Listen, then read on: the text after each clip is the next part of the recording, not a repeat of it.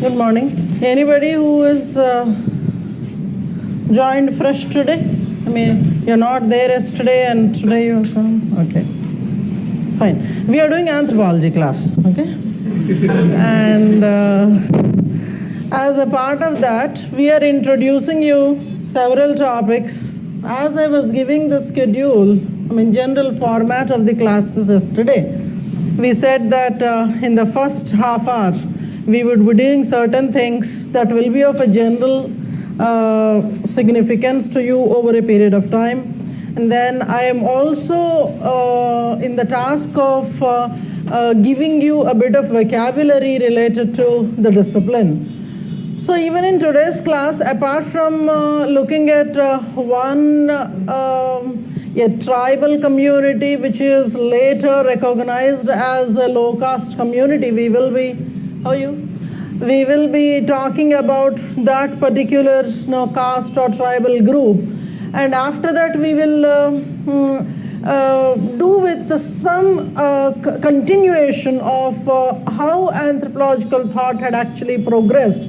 We were speaking yesterday about the classical evolutionists and armchair anthropologists in the previous class. We will continue from there and we'll try to finish the circle of how the current anthropology has changed when compared to the ones in the late 18th or 19th century. That is what is our agenda today. To sum up what I said, one is we will start with one ethnographic profile. Is this fine if I do this? Because I am insignificant, it's better you see there. Ethnographic profiles is the first one. I have defined ethnography in the previous class. We defined it as an effort to write a detailed account of a single community without generally a comparison. But then sir, comparison is generally considered to be one of the basic human characters. Without comparison, you do not exist, and comparison has its own results, positive, negative. We'll see what it will be. So whenever we are trying to study, make a note about any particular community, of course our focus will be on generating ethnographic profiles about the tribes, but here and there we will be writing the detailed notes about certain caste groups as well. When we do that, my idea is you have a separate compilation of all these ethnographic profiles at one place, so that when you will have to revise various profiles, all of them are there at one single go. Second thing is, yesterday I did not speak of this because I had scheduled to talk about it in today's class. A girl was asking me yesterday about how to take note of things in the class. Because there are two things that go on. One will be the general description of the things, discussion of the things that goes on, and second could be the formal dictation that we give. So you can actually do it this way. One is maybe you segregate them. You are writing from one side the dictated things and the other side you are doing the regular discussion part. This is one way of writing. Second way could be that maybe you can have two different inks. In one ink you are actually writing what we are generally talking about, and the notes formal can be visibly there in certain other colored pen, etc. So the later I prefer, because you should also be writing an index. I don't know whether you are used to writing indexes to your books, but index is very important, because you don't know in which book what topic you are writing. Initially it may be fine, but later after a week or 10 days, in order to go to one particular topic that you must have written, the digging starts, the archaeological work actually we call. That should not happen. So proper indexing you try to do for the books. Our idea is that by the end of your course you would be writing a decent amount of minimum of 3 to 3.5 books, so that a lot of things are there in the handwritten form. Of course, printed ones will once again be there, 3 or 4 books, that's a different issue. Then at the end of the day, you will anyway be mostly studying your class notes. Now that is as far as your writing is concerned. When I am coming to here, ethnographic profiles, these are the basic things that you must be noting down about any culture group, a region to which they belong, studied by which thinkers or which field workers. In all the cases, time of study may not be so very obviously mentioned, but that also helps. If you have studied some society 50 years ago and now once again you are looking at them. Now basically we are trying to maintain ethnographic profile so that you have the complete information, near complete information about a particular community. So in the exam, based on the necessity, you would be taking information from there. Suppose the question is about, say, social stratification in specific regions, or social stratification in the tribes, or social stratification in the hunter-gatherers. Such kind of things are there. So you would go to that particular category of community and try to get information from there. It's a rarity that they would ask you to write the ethnographic profile of one single tribe. That's a rarity. Of course, there were times questions of that kind were asked. For example, can I talk, sir, if you have finished writing? There was this question which read as, write ethnographic profile of a polyandrous tribe in India. The question was, write an ethnographic profile of a polyandrous tribe in India. The same topic of polyandry was asked another time also. It was not about a single polyandrous community. He was asking in the question to write an account of polyandrous tribes of India. So there is a difference there. In the first case, he is specifically asking you to write about one single polyandrous tribe. In the second case, he is asking to write an account about whatever numbers that you can bring down about polyandrous communities. But this is a rarity. Now, see, parallelly I will also be starting to give you the list of certain books that you will have to use. When we air certain videos or discussions, that particular discussion that you are viewing, you are noting down things from there, need not necessarily have all the descriptions, all the things that I have mentioned here. It may be a partial description of that particular community. But you need not have to worry, because this is not the end of it. As you advance in the course, we will be adding a lot of stuff. We will be coming back once again or many times to the same communities to keep on updating.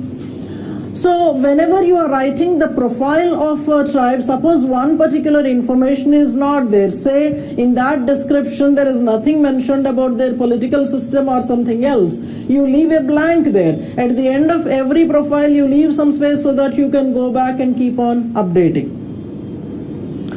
This is one. Secondly, when it comes to studying about the tribal communities, we recommend one particular book, which is a very old one. Nevertheless, it is titled as Tribal India by Nadeem Hasnain. Tribal India by Nadeem Hasnain. I told you, sir, we will be having very limited number of books to purchase. Hasnain, Hasnain. I am starting with one particular community. So what you do is, as you watch, this is a very small video that I am showing you, about 7-8 minutes video that was taken long time back, which was also there on the BBC as a part of when one particular person from that region got a very significant award. So this was aired on the BBC also. So you take down whatever information that you could get from there, and later we will see. Textbooks are something like a taviz. The significance of them, nobody knows. But then for your own satisfaction, comfort, and you would carry them. So once you are ready with your, once the office is ready with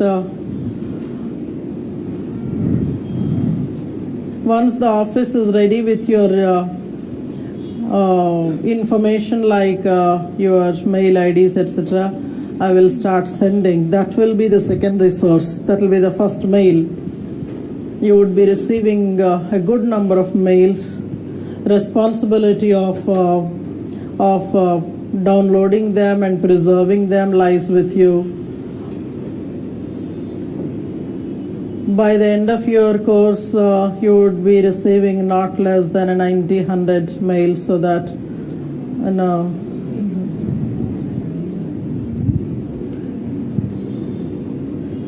you must not have received so many from the dearest of your girlfriends also.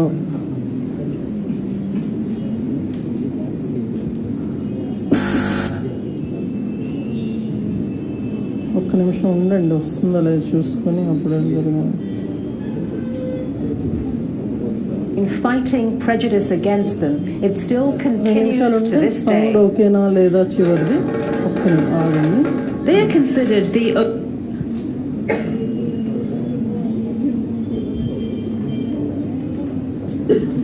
So you finish that list of books, then we can watch the small video clip. Don't worry, I'll read out for you the last ones there. Introduction to Anthropological Thought, Upadhyaya and Gaya Pandey, or it is not end, or Introduction to Anthropological Thought by Makhanja. Which among them I recommend, etc., we will discuss after a while. Whenever I am recommending a particular book, if there is no commercial interest there,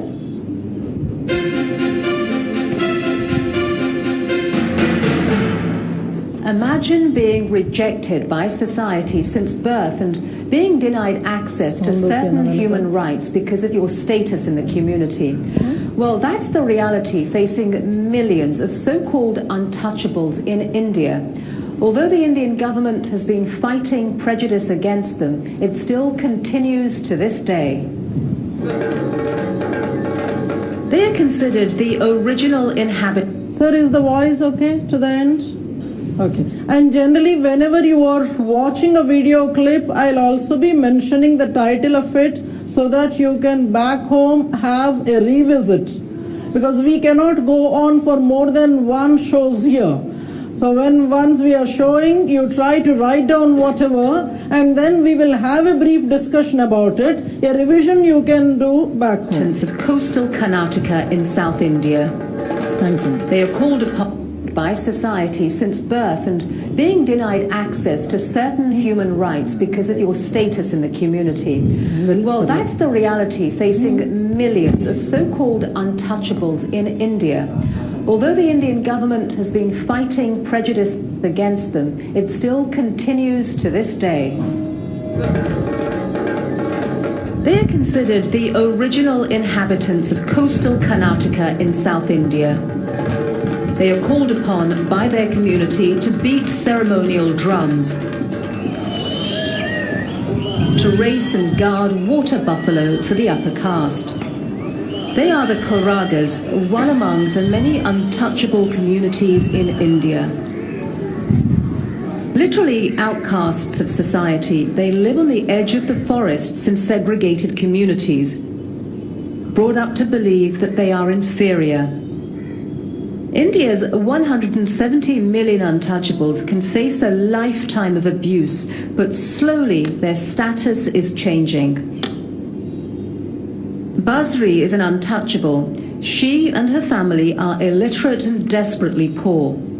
It is our bad luck that our community has been cursed for such a long time. Basri's granddaughter Jaya was sexually abused by an upper caste man, a fact she finds sad. Today the men folk are not hesitant to touch us as they wish, but the women would not come near us. Sometimes I can't resist asking, do worms grow in our bodies? Hindus place people into 4 castes based on how they lived their past lives. At the top are the Brahmins, the priests and the scholars, and then the Shastriyas, the rulers and soldiers. Below them are the Vaishyas, the merchants and traders, and then the Sudras, the laborers. The untouchables considered impure and unclean, are unworthy to belong to any caste. By tradition, they are the lowliest of the low. But they do have their champions. For nearly 2 decades, Keshav Koteshwar, an upper caste man, has been struggling to end the discrimination against untouchables. At a time when few dared to, he entered the community. His goal? To change attitudes in the entrenched Indian caste system, including a custom that the Koragas were expected to eat other people's scraps. Earlier, the Koraga used to go to the marriage halls and collect leftover food that was thrown there. They dry them like this and stored them in a box.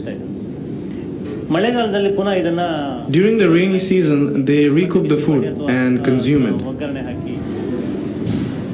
Untouchables also have a difficult time finding work. Members of the Koraga are not given decent jobs. They are given only cleaning jobs in hotels and hospitals. Historically, there have been many attempts to eradicate untouchability. The most famous is the hunger strike led by Mohandas Gandhi in 1932. In 1955, the Indian Parliament passed legislation outlawing untouchability. Today, national and state governments have a minimum quota of jobs set aside for untouchables.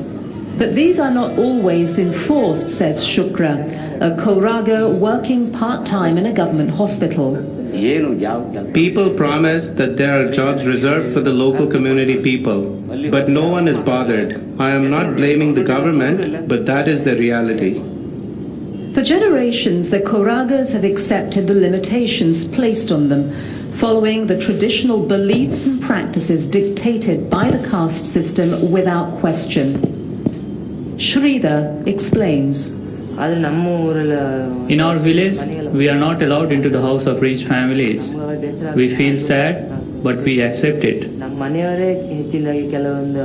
Our families think that we are from the lower class.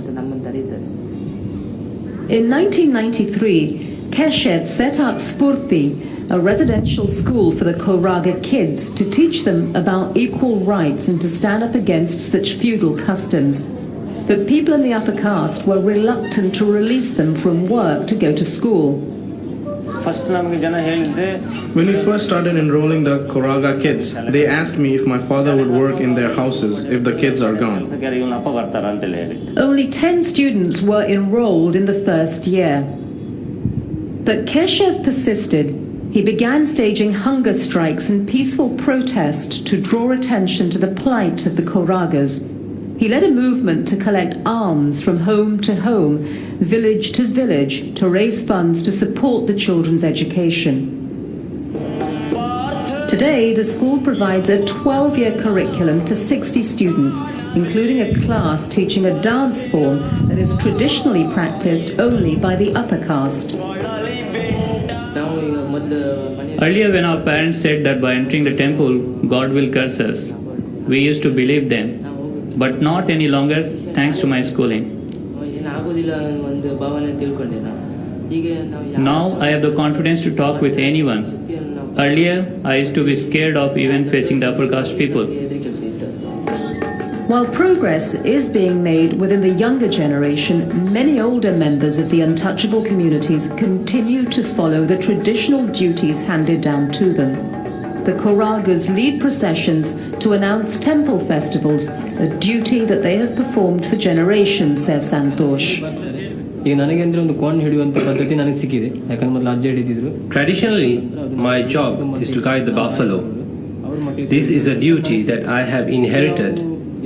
If we don't do our duty, then the deity will create problems for us. More importantly, Santosh and others fear losing the money, the rice and the coconut they receive as donations for carrying out these rituals. Ganesh, a young Koraga, challenges this tradition. He joins Keshev in his fight to change perceptions about untouchables. Only the lower caste participates in the buffalo procession To bring equality, we suggest all communities participate because it is a program of the entire village.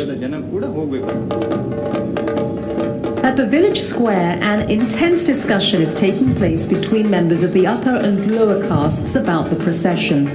After much negotiation, Keshav succeeds in persuading both sides to join the march. Do you have problems if you participate? No. Taking the lead is an influential upper caste man, K.P. Adyanthaya. He's the caretaker of a powerful local Hindu temple. This may seem like a small step, but it's deeply symbolic. The willingness of different caste members to march together shows that attitudes can change. It offers hope for the untouchables, the possibility of breaking down centuries-old prejudice and caste barriers. That's all for this edition of 21st Century. I'm Daljit Dani.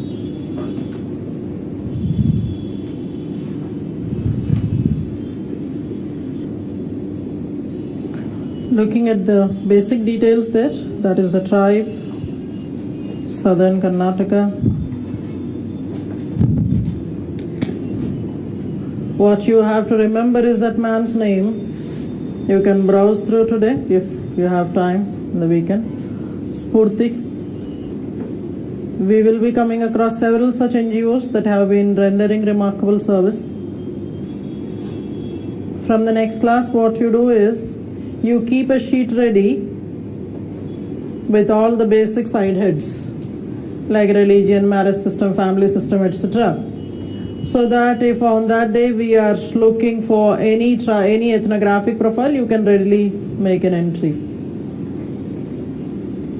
And because these are documentaries, they won't give them in that order. It is not that entire information about marriage will be there at one place. So when they are going back and forth, you should be entering the information at the respective places.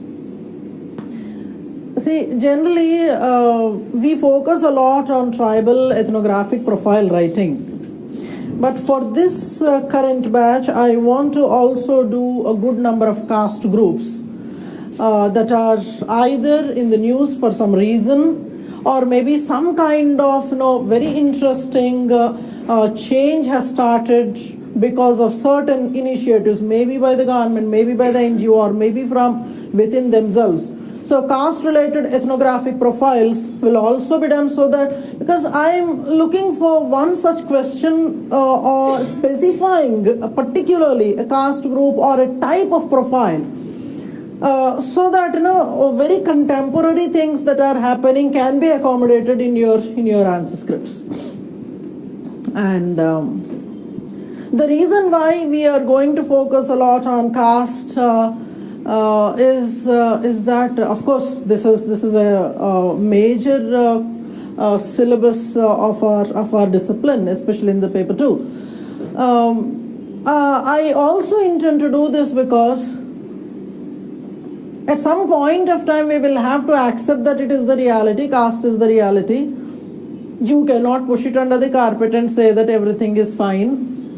Especially if an urbanite has to talk about caste, he would not be having all the necessary tools with him. But of course, if you have been from smaller towns and villages, you have fairly a better idea of how caste actually functions. Of course, even in the urban areas it functions, but in altogether different fashion. It is more obvious, sometimes very, very ugly in certain rural communities.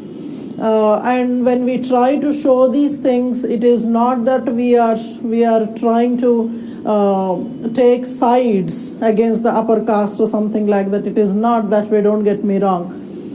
We will have to bring out the kind of discrimination certain communities have been facing. Though things are changing, being the crowd that has to deal with such kind of discriminations later, and also because I have seen in many batches students come up and say after the classes that, see, these are the things that they did not know earlier because they were hardly exposed to such kind of things. See, if you were exposed to these things, you have a fairer idea, very much fine. But for the others, no, my focus is on them who either did not see them personally, such kind of things, or did not experience these things. Okay, it is for that particular group. So you keep ready the ethnographic profile sheet next time, so that when we discuss about any particular tribe, you can enter easily. So you can look at your syllabus document there, 9.1, paper 2, a role of NGOs in tribal development. It is only one, but there are many more we will be writing about later. Yeah, we will be continuing with once you see 9.1, last role of NGOs in tribal development. A student was asking to give the entire list of textbooks so that you can purchase all at once, but I have my own reservations. I told you I won't give the entire list.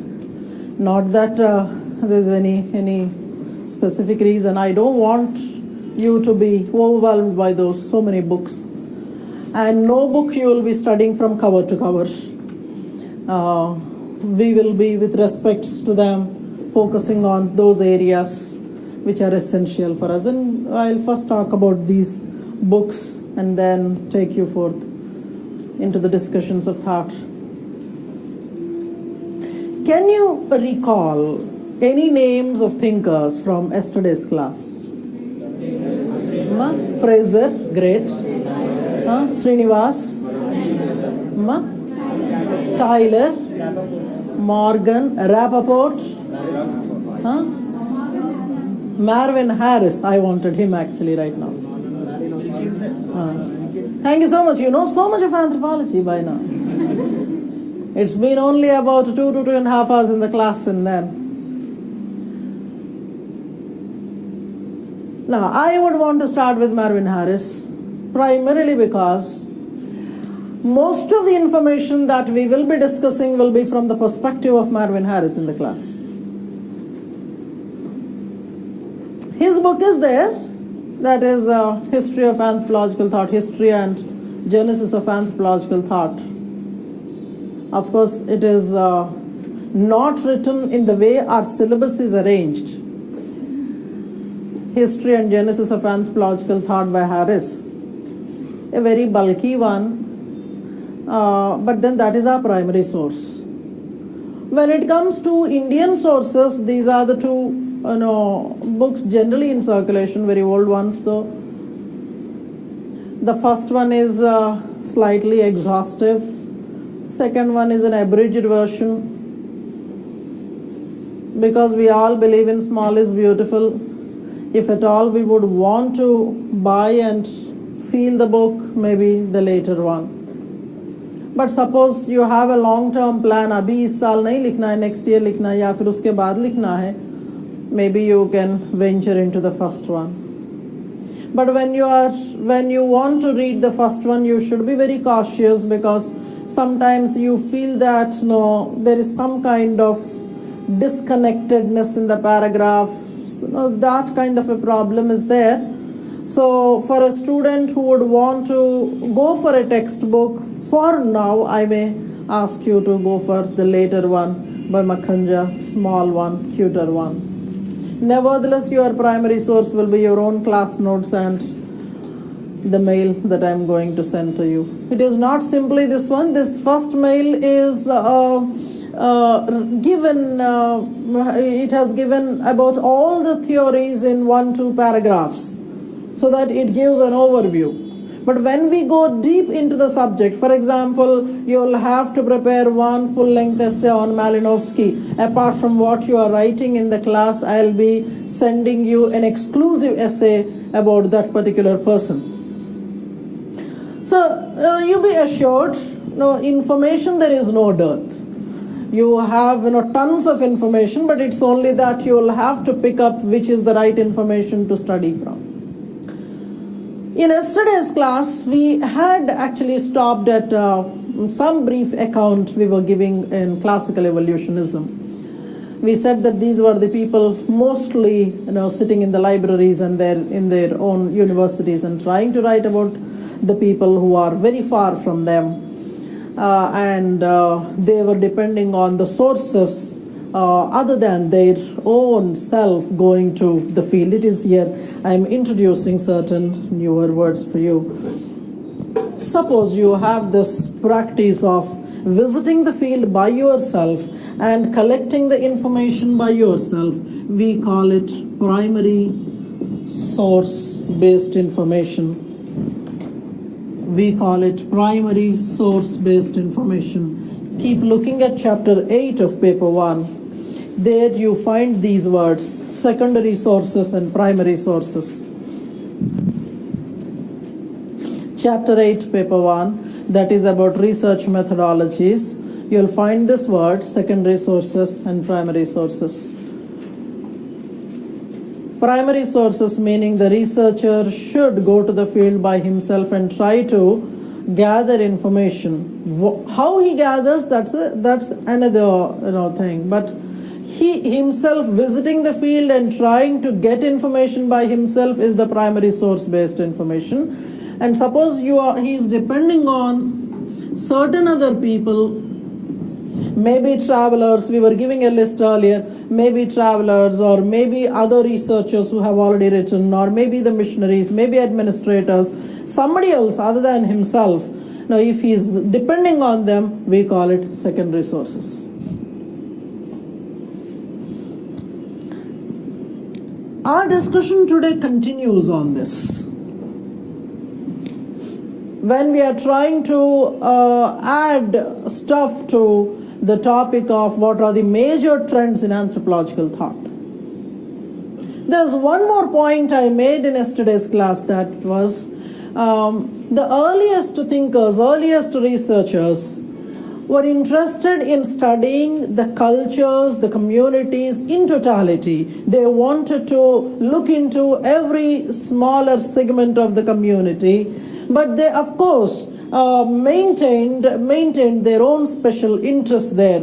It was in that particular case I was mentioning James Fraser, his speciality of religion and magic, or Tyler when he was writing mostly on religion, defining things, etc. So everybody has got their own special interest there, but they were trying to present almost the entire profile of the community.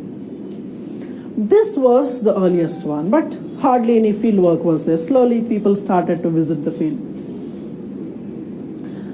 The aspect of going to the field, staying there, and maybe trying to communicate with them in the native's language. See, language is a big problem again. When you go there, how do you communicate with them is a second issue. Going there and then trying to talk to them, trying to spend time there, etc., etc. These kind of things were first recommended majorly by this man.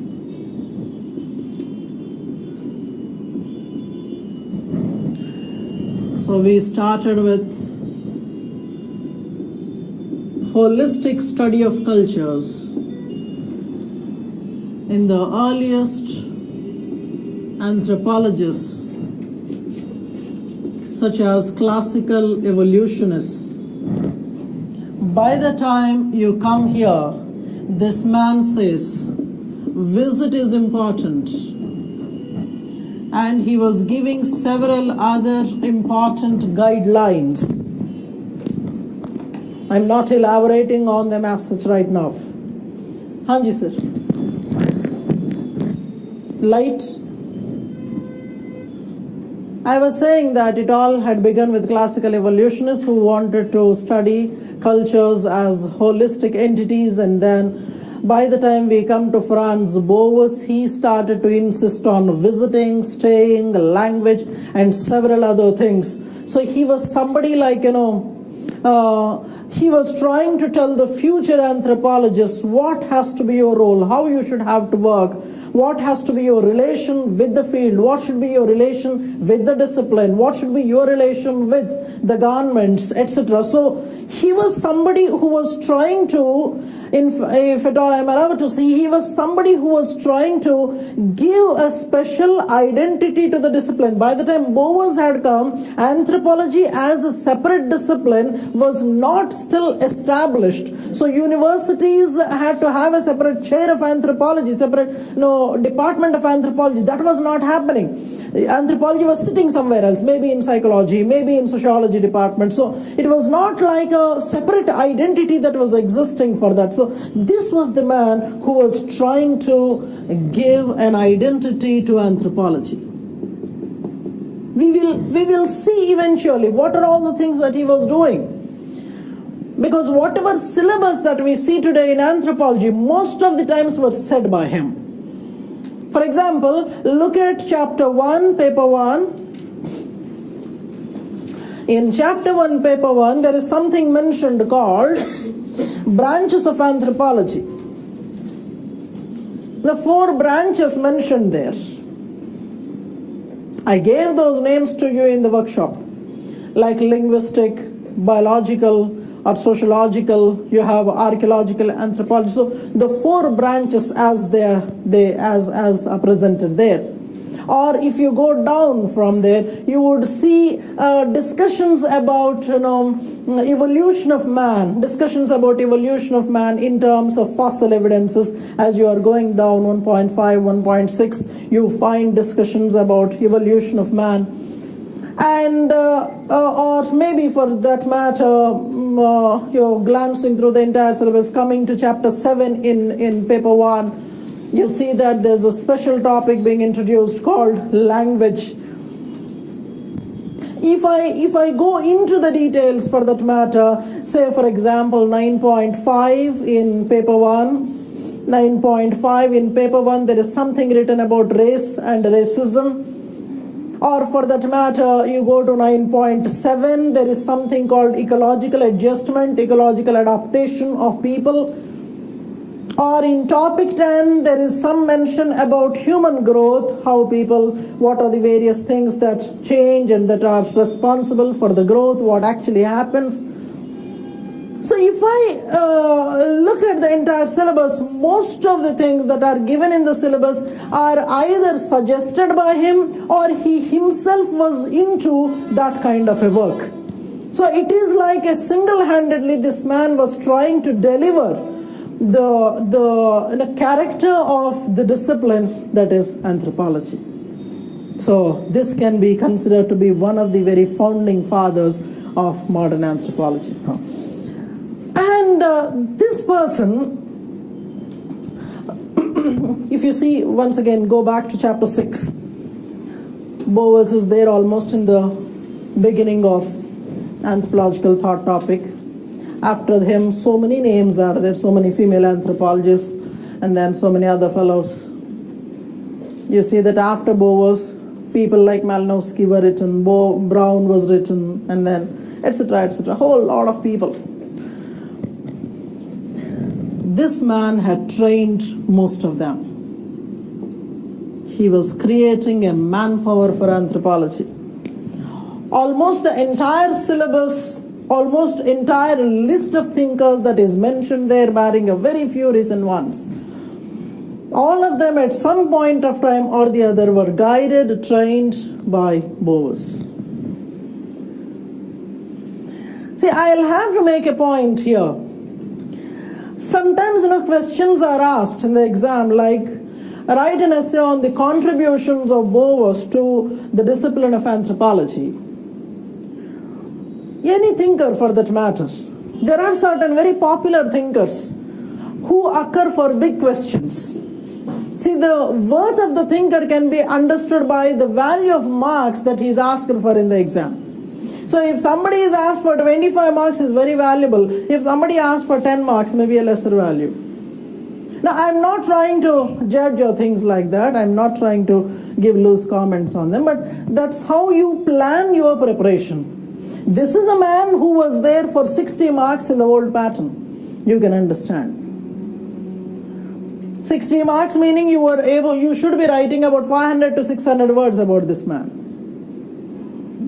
Meaning that there should be some information to write 600 words.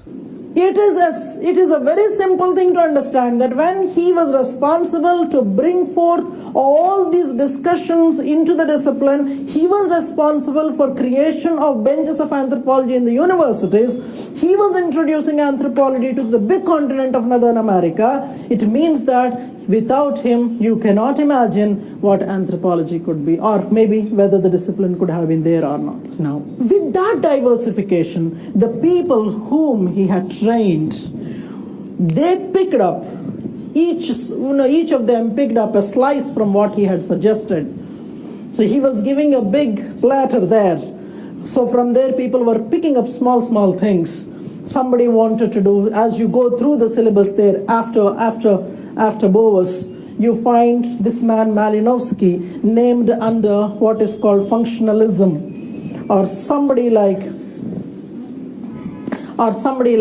R.C. Brown dealing with structural functionalism, or somebody else that are there in culture, personality school, all those names out there. So it's like, each of the bunch of people were picking up one small slice and trying to make a career with that small slice. So you can see how much of employment he has also generated by doing this. And as you could see there in the later part, diversification had happened from holistic studies, much more extensive studies, visiting, writing, etc. had happened. And by the time you come to in the syllabus, if you observe, by the time when you come to schools like symbolism,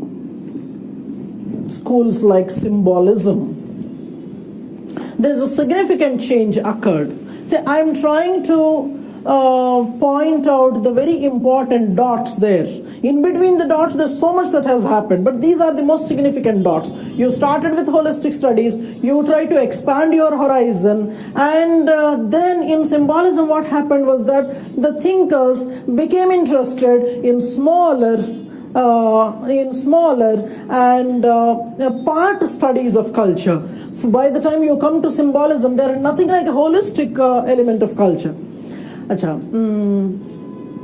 You have heard of this island, Bali Island. Some of you must have gone there for tourism, whatever. So this island is known for a very important study in anthropology by a person called, he's mentioned in your syllabus, Geertz, G-E-E-R-T-Z. His full name is Clifford Geertz.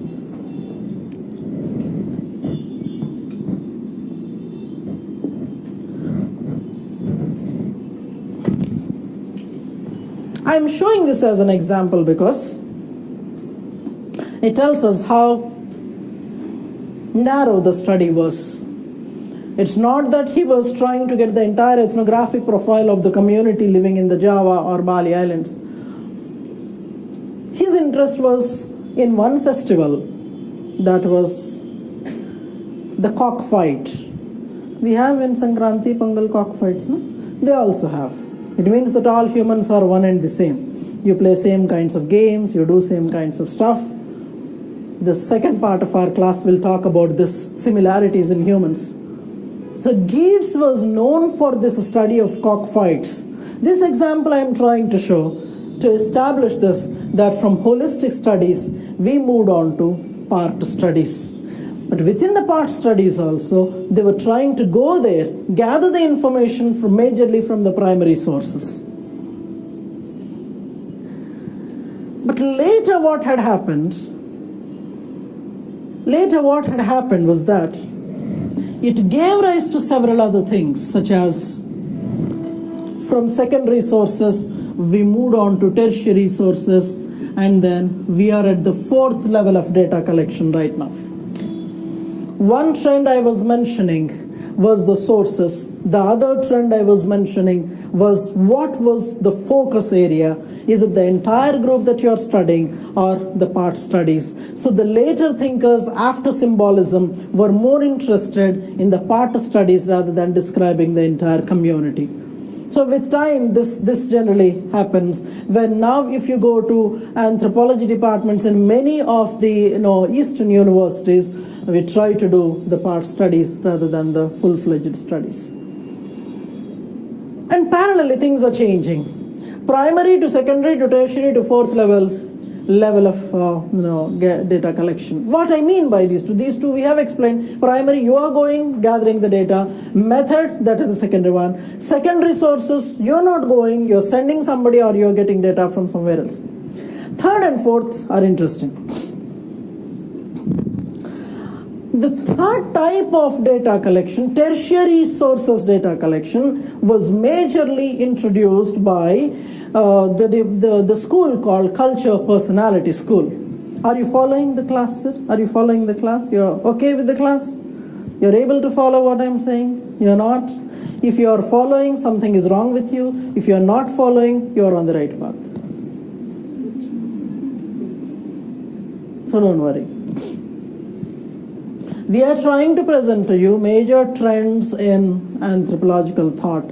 Sir, I actually seek the complete attention of the student in the class, physical, mental, whatever. Don't get into dreams.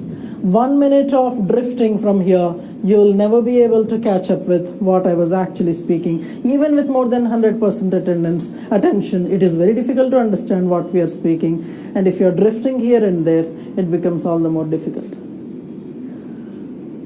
Tertiary sources study was introduced by culture personality thinkers. What it means is, sometimes even if you want to go visit the people, circumstances will not be as such. See, one of the basic ideas of anthropology, purposes of anthropology, is studying the other people. The other people may be your friends, they may be your enemies. We are talking about a time, this culture personality school had emerged in 1940s, when there was a real turmoil between America and certain other countries.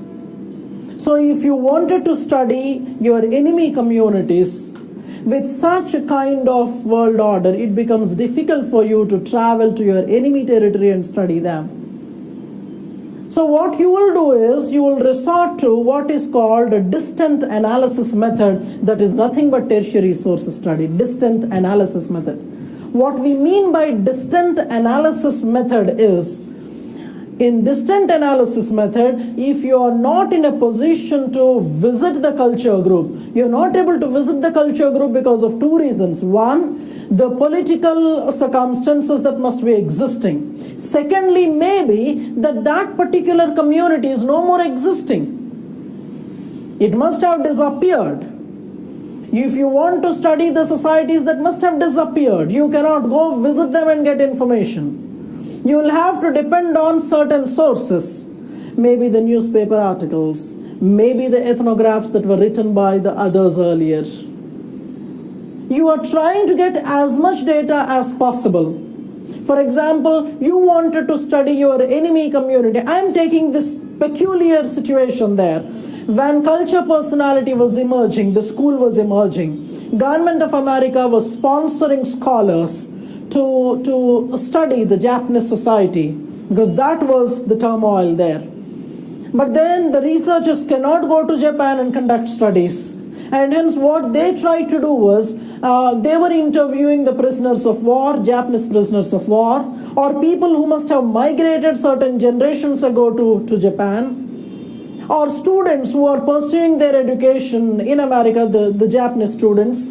Now such kind of people or trying to get the help of some kind of common people who have access to the Japanese communities, or who could actually go to Japan and get some information from you. You cannot go, but somebody else, people from some other nationalities friendly to Japan could do that. Now, this kind of data gathering, this we call distant analysis method or the tertiary sources method, where you cannot go, you would try to, you would want to, but you cannot go, and hence this is the method. What is the difference between tertiary and primary? Primary, you are not interested at all. You are not interested, you did not explore any. You primarily believed in sending somebody or getting information from the people who must have written. You did not even try to check the truth in that. There is an element of creating a fantasy-based writing. We are talking about primary. He is asking the difference between primary and tertiary. I'm sorry. Yeah, secondary and tertiary. Primary is you are getting the entire data by you. Secondary, no, you are not going. There's no will there. But then here, when it comes to the third level, you wanted to go, but then the circumstances. In the fourth one, this is what we find in many contemporary makeshift researchers, in the sense that you would want to get enrolled into PhD because there are certain benefits, kind of. I'm not trying to pass my derogatory comments there, but times have changed. Your interest in anthropology must also have changed. It may be a stopgap arrangement for you. The fourth level data collection is now happening from the library, but in altogether a different way. It is very much different from the secondary sources. In secondary sources, what you are doing was, you are getting data from others, creating ethnographic profile by yourself. You are getting data from others, but you are writing, you are creating the literature. That was how the classical evolutionists were writing. Though they were not going, they were good at storytelling. The fourth level people, they are neither good storytellers nor are good data collectors. This particular variant you find in the last name in the list of schools called postmodernism. In postmodernism, what they do is, these are the people who write commentaries about the already existing ethnographies. I repeat what I said. Postmodernists are the people who write commentaries about existing ethnographs. You are not going there. You are not sending anybody. You are taking somebody else's story, trying to write a comment about how that book was written.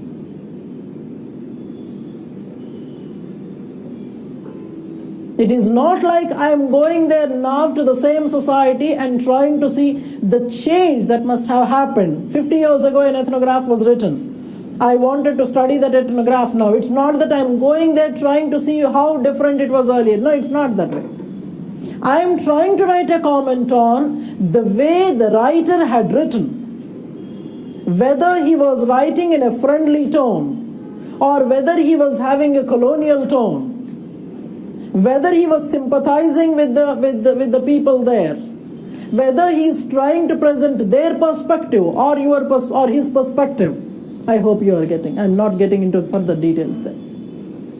Those are the two major trends. One is we moved from holistic studies to part studies. Secondly, we moved from primary sources, from secondary sources study to primary sources study to tertiary sources, and now we are at the level of fourth way of getting the data. This is the basic thing. And out of the syllabus, from the syllabus, we will look out for the thinkers, the schools that might be asked for full-length questions, and then I would begin with the classical evolutionism. See, what happens generally is that students spend good lot of time on studying classical evolutionism because that's the very first one. As you go into diffusionism and things like that, slowly the graph comes down, and by the time you go to Brown, you're almost not going forth. Your thought ends even before Brown emerges. Examiner understands that very well. Most often, questions from classical evolution do not occur in the exam. Even if they do occur, they will be on a comparative basis, comparing classical fellow with the neo-evolutionist, or picking up one particular thinker and trying to ask very troublesome, very irksome questions about that thinker. In one of the exams we saw about Morgan, how Morgan had written what is his view on kinship and compare his views on kinship with somebody else's views. So if you are confident of classical evolutionism, it is a very difficult thing. In the class, what we will be doing is I will be discussing classical evolutionism. Per se, we will not be taking down a formal dictation in classical evolutionism. We will be explaining things to you. From the entire classical evolution, we will be giving you 2 assignments to be submitted during the next week. Your formal writing would start from diffusionism in the form of dictation.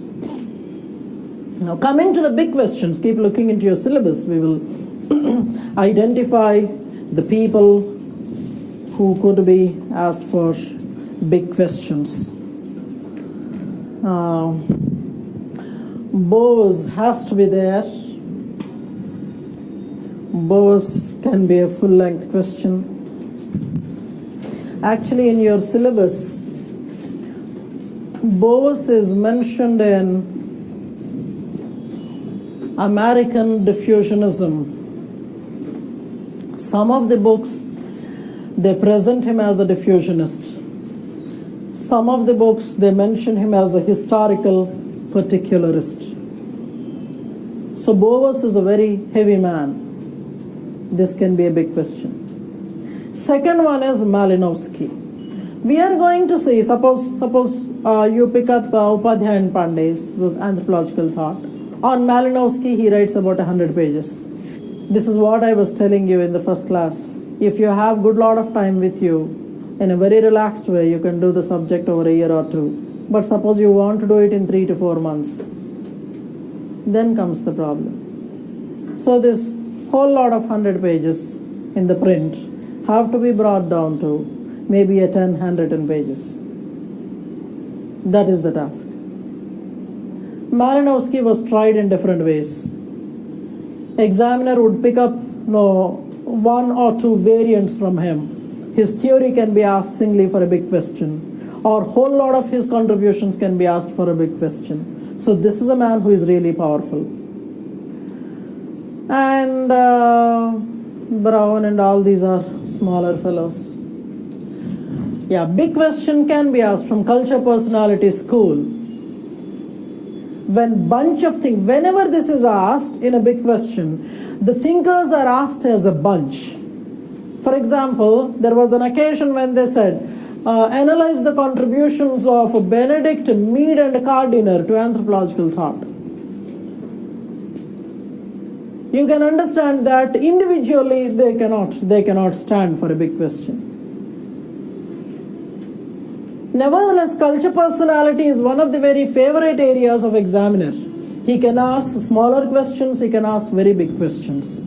So you will have to prepare this one thoroughly. And then among neo-evolutionists, there is this man called Julian Stewart. Julian Stewart is worth 20 marks. So in the contemporary exam, a considerable amount. The rest of the ones you need not worry. I wish Harris was given for a much bigger component in the syllabus, but that did not happen. Harris has many more things to offer. It is not simply cultural materialism. Cultural materialism is a very small contribution of Harris, but there are several other things that he had given. If examiner would want to explore more, or he would want to really pay respect to Marvin Harris, he may venture out of your syllabus and may ask a bigger question. So for your batch, I want to focus on Harris' bigger contribution, so that you can take as a big question, Marvin Harris and contemporary anthropology. One of the best sellers in anthropology in contemporary world. Okay? The rest of the one small fellows will see them. I have defined anthropology in two ways. One is it is a discipline that helps us understand the others, and it is the discipline that helps us understand our own selves. Don't worry, sir, not every chapter has such a length of questions. As was said to you, we are trying to start with the most difficult ones and later take up the easier ones. We are starting with this evolutionism. Syllabus mentions evolutionism as under two heads. One called classical evolutionism, the other neo-evolutionism. Whenever there is this kind of categorization, the basis has to be understood. Most of the books, they mention this categorization, evolutionism into classical and neo-evolutionism variants. The primary difference is on the time basis. So 19th century evolutionists are called classical evolutionists, 20th century evolutionists are called neo-evolutionists. But of course it is not simply the time. With time several other things also changed. Between classical evolutionism and neo-evolutionism, so many people had come and contributed. Interestingly, both these schools believe in evolutionism, but the type of evolutionism they believe in is different. Now, that takes me to talk about this man, Charles Darwin, who had published his most famous book by then.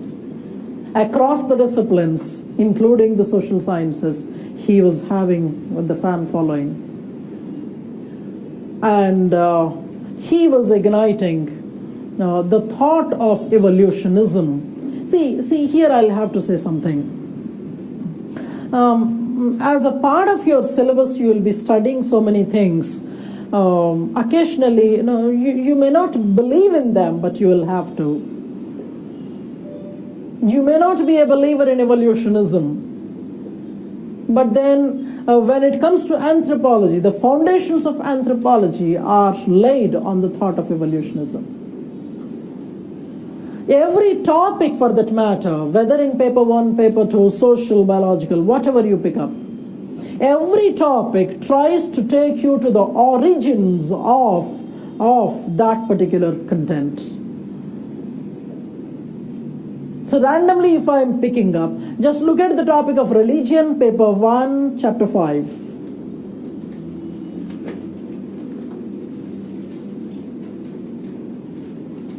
You find there approaches to study religion, evolutionary approaches, functionalistic approaches, psychological approaches, whatever.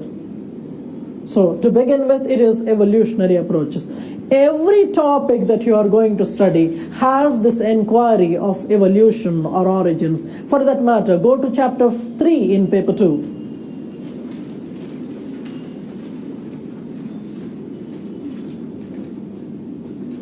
You find there some discussion about caste, theories of origin of caste. Now these are randomly I am trying to show, but wherever you go, even if it is not obviously mentioned in your syllabus. One more example if I could show there. Go to chapter 4 in paper 1. In chapter 4, paper 1, there is a mention of evolution of political systems.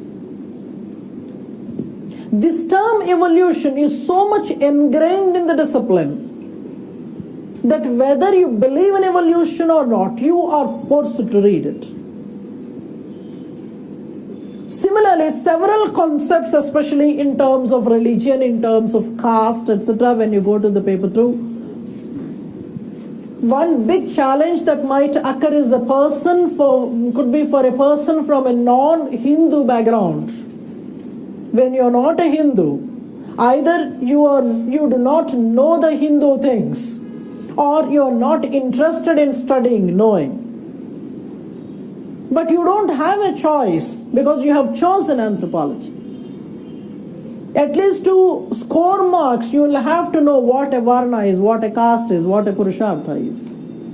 You may not know about your own scriptures, but you should now know the Hindu scriptures. You don't worry that being a Christian maybe or being a Jain, you are studying the Hindu scriptures. Don't worry, because the syllabus also offers you the opportunity of comparing your own faith with the Hindu faith. But extensive studies have happened on the Hindu side because most of Indian population is the Hindu. That's why we call it Indian Hindu social system. Now, I was saying that evolution was the concept of evolution was laying the foundations of the discipline. When he was writing about the biological evolution, people started to apply biological evolution to the social situations also. He influenced the social scientists so much that they started writing theories about the evolution of social institutions or cultural aspects.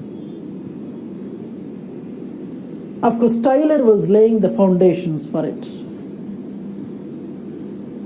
According to him, a culturologist, an anthropologist, should go to study, to establish the origins of every cultural trait. I'm using one word here. I was trying to hold myself from there. I'm using a word here called culture trait. Now, from now, we'll be using it many times. I'll try to explain this word culture trait in comparison to several other terms so that you would be easily be able to understand what we speak. I am now trying to talk about culture trait, culture complex, culture pattern. Actually, the term culture pattern will come much later in our syllabus, but to make you use the term culture trait conveniently, I'm doing this.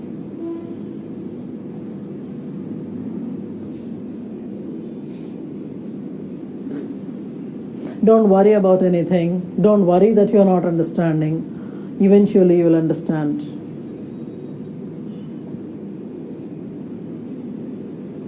Whenever you don't understand what I'm speaking, you try to think about movie, something like Inception. You never understood what he wanted to say, but you had seen the movie more than once just to understand what he wanted to say. I'm not saying that you do the course many times to understand what I'm saying, but then slowly things will get unfolded to you. Be patient. It's the new wife that you have got, anthropology. Wife is a difficult one to understand after the whole life you have spent with her. You can't expect to understand within 1 or 2 days. Give her time. She'll open up. Now, sir, it's something like this. Though we haven't formally defined culture, we will start defining once we go to Taylor. Taylor was the fellow who was good at defining things. Like how a book was described by Amir Khan there. When you wanted to pick up books, there should be a definition for a book. He was good at that, Taylor was good at that. But I'm trying to give you a very basic, novice, kind of description. Culture is everything that you have, everything with which you live. It may be several material aspects, several non-material aspects. So your life is a conglomeration of maybe your belief, maybe the economics, your economic subsistence, the political system that you have, or the kind of relations that you have with your neighbors, or it may be the way you exchange things within your own community. Every damn thing is a part of your culture. Though it is not a very orderly defined thing the way I'm describing, eventually you'll understand that culture is actually a complex of so many things with which a community tries to live. When I'm saying community, it is a group that has a lot of commonality. See, every word that we use has to be properly weighed here. Now, taking from there, culture trait is the smallest possible cultural entity. Culture trait is the smallest possible cultural entity.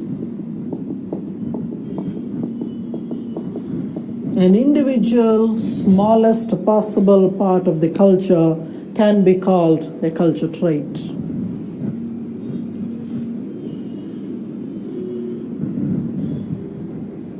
And several culture traits put together becomes a culture complex. Several culture traits put together becomes a culture complex. Now, before explaining what a culture pattern is, I would start with an example here.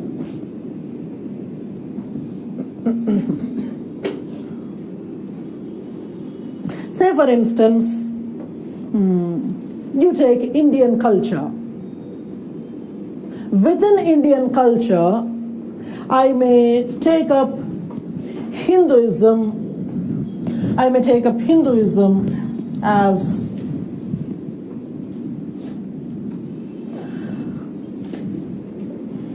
maybe perhaps a culture complex. Hinduism has several culture traits. Maybe belief in many gods, maybe belief in particular scriptures, maybe one particular type of family system, say joint family system. I hope you're understanding. I am picking up Hinduism as an entity that is consisting of so many cultural traits. So the Hindu culture complex has several culture traits. Now, so this Hindu culture complex is existing in the Indian culture, that is a much bigger one. Apart from the Hindu culture complex, you have several other culture complexes parallelly existing in Indian culture. It may be a Christian culture complex, it may be an Islamic culture complex, or it may be a Sikh culture complex, etc., etc. Okay, now you're following what I'm saying. There is a particular way in which one culture complex is behaving with the other. By the way these culture complexes are behaving with one another, there is one particular type of a bigger picture emerges that is called culture pattern. My explanation is still not complete. I repeat what I said. Culture trait is the smallest possible cultural entity. A group of culture traits would make a culture complex. When there are several culture complexes in a culture group, it may be a geographical territory or it may be a nation, whatever. In a culture, when there are more than one culture complexes, how one culture complex behaves with the other, based on that, what emerges is a culture pattern. In spite of the fact, let me finish off this sentence. In spite of the fact, that countries like Indonesia, India, Pakistan, Sri Lanka, they might be having all these the so-called culture complexes that I'm mentioning, such as Christian culture complex, Hindu culture complex, Islamic culture complex, etc., etc. Indonesia has, Pakistan has, India has, Bangladesh has, Sri Lanka has. They have almost all these culture complexes, but the way one culture complex behaves with the other varies from region to region. Based on that, you have a different kind of Indian culture pattern, Pakistani cultural pattern, Sri Lankan culture pattern, or Indonesian culture pattern. Is that clear to you? It is not simply sufficient to have same culture complexes, but how this culture complex is behaving with the other, that brings out a different kind of culture pattern. So within every culture, there can be a large number of culture traits.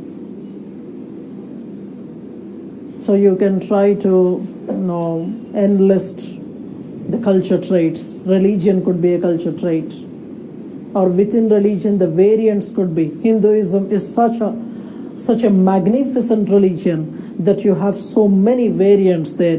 You can be monotheistic, you can be polytheistic. There's so many variants out there. Now, if you're trying to enlist the culture traits in any particular culture group, religion could be one, type of marriage could be one, type of kinship relations could be one, type of households, who is living together. Is it the maternal relatives that are living together, or paternal relatives that are living together? So the type of living, the type of households that you have, or the type of economic system that you have. See, you can actually go into much more details.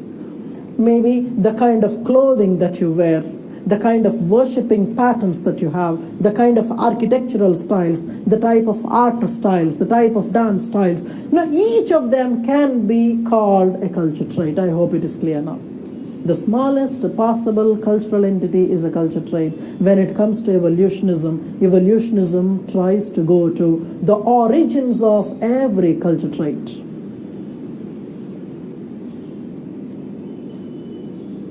I actually love one of these very beautiful documentaries. I don't want to show that in the class. You can do it back home because it is very awkward for some people to enjoy. There was one documentary in the Nat Geo that was aired, I think, about a decade ago, about evolution of toilets, modern toilets. Am I audible, sir, to the last? No. Evolution of modern toilets. How it had started from manual toilets to the earliest modern toilets, how things have changed. In that documentary, there's a very uncomfortable description about the French society. French are known for inventing a large number of scents, perfumes. He takes it back to, he tries to find the reason for the perfumes is the toiletry practices. There's a general way when you meet people, there are different ways in which you greet them. One of the French practices is that you kiss the hand of the lady whom you want to say hello to. You're not actually kissing, you're smelling whether she is hygienic or not. This is one of the descriptions that he gives, but you'll really enjoy that evolution of modern toilets. Now, coming back here in evolution, classical evolutionists were the people who believed in whatever basic biological evolution that was given by Charles Darwin.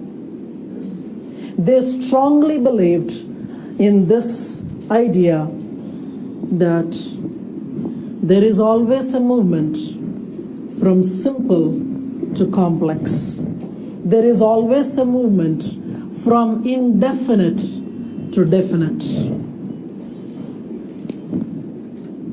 They tried to apply this, that similar to the biological organisms, there is a movement, there is an evolution in the cultural or social sphere. We see the simple moving towards complex and indefinite moving towards definite. And there is also somewhere it is said, homogeneity gives rise to heterogeneity.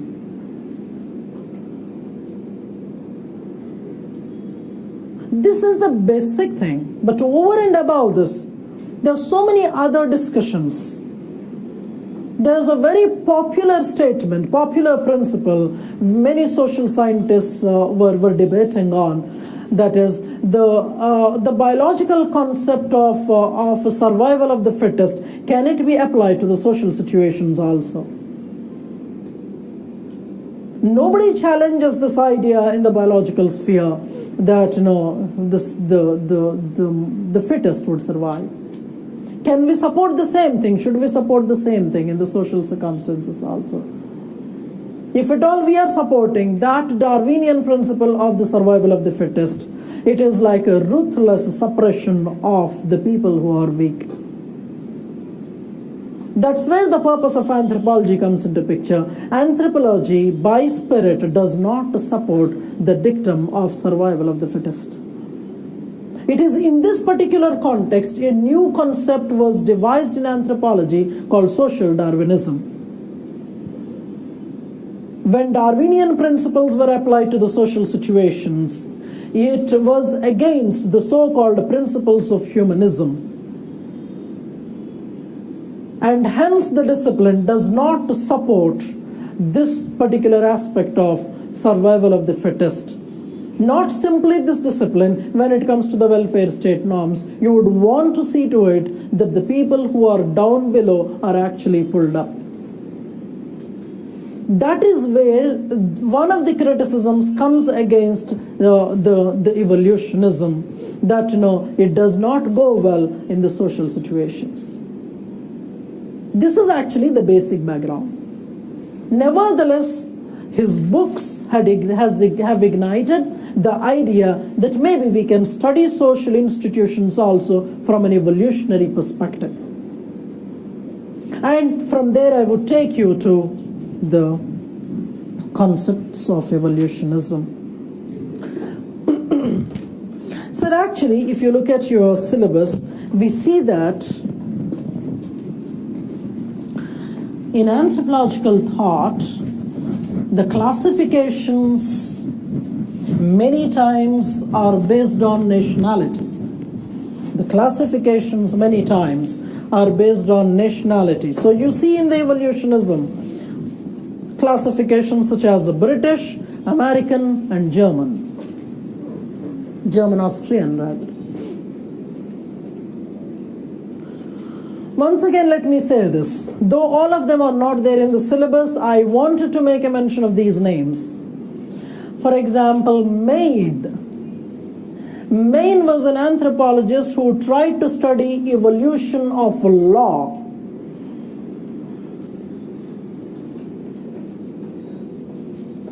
So all these are called classical evolutionists. They had certain common beliefs which we will be discussing now. All of them belonged to a group who tried to trace evolution of every culture trait.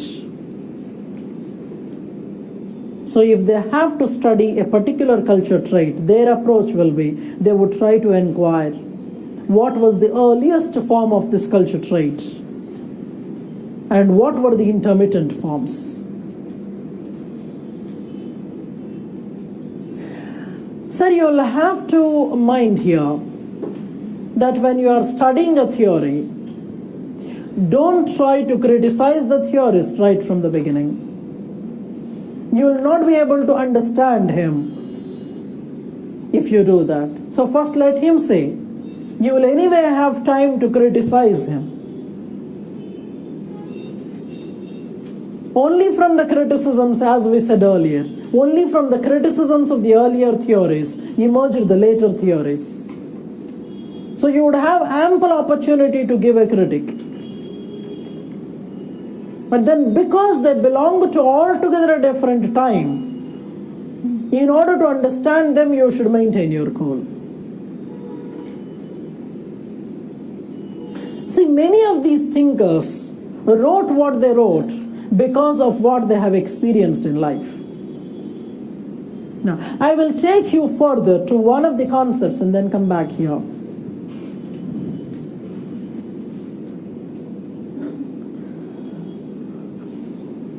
In yesterday's class, we had introduced one term called ethnocentrism.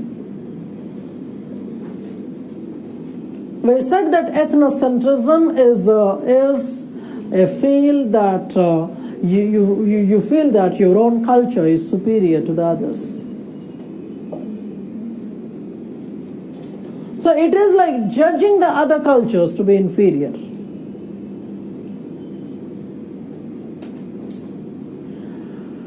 Though many times we feel that we are not ethnocentric, many times we are.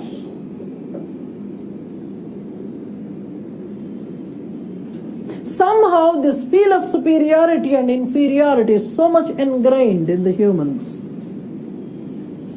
If you are not feeling ethnocentric, you may feel inferior.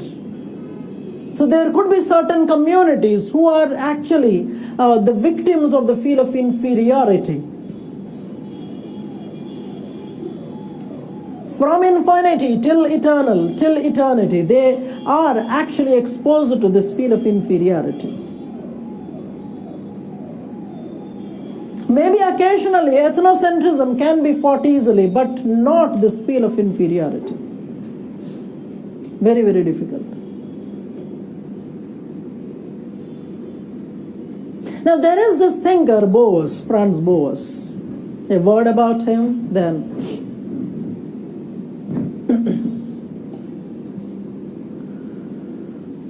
A bit of information about Boas is already known to you.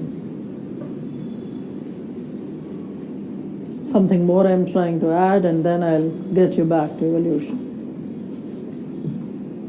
It is basically to explain one word called cultural relativism.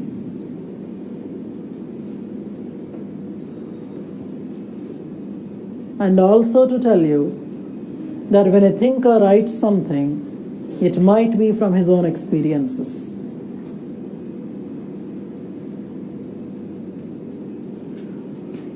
Boas was an Austrian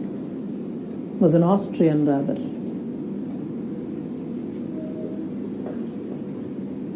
He personally was the victim of several racist attacks by the other superior fellows in his own country. If you look at his biographies, there is a description somewhere. I'm not giving the names of the books, etc. now. That we'll do later. There is a description that says that there are certain bruises or certain lines on his face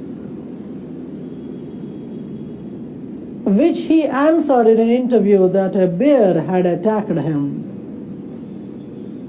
a sloth bear. But the reality, he writes, that it is not that particular sloth bear attack.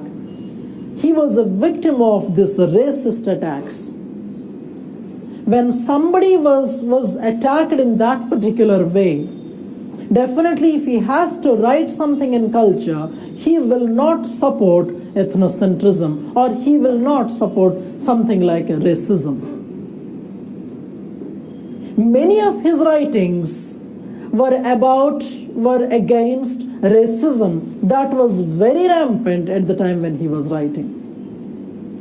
It was not simply that he was a victim of it, but he had seen his own countrymen being exposed to the racist attacks when the so-called Nazism was at the helm of affairs.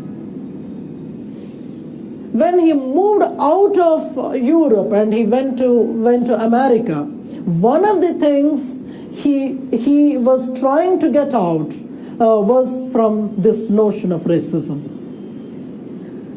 Of course, he was disturbed by several other things that were going on in Europe as far as anthropology was concerned. But the disturbance of academic things was not the only thing. He was moving out because he was being subject to all these kind of racist attacks.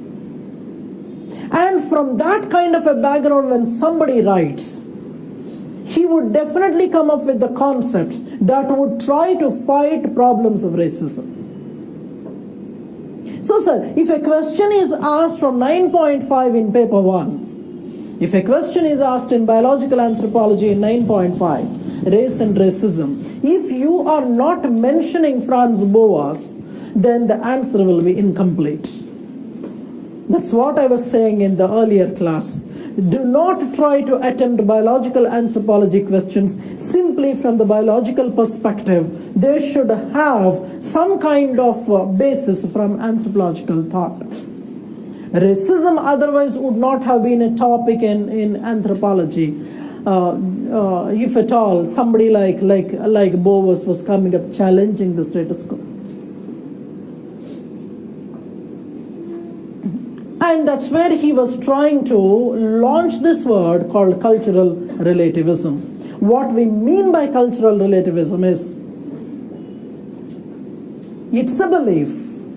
You can make a note there. Cultural relativism is a belief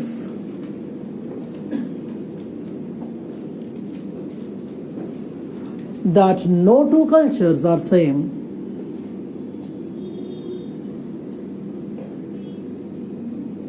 And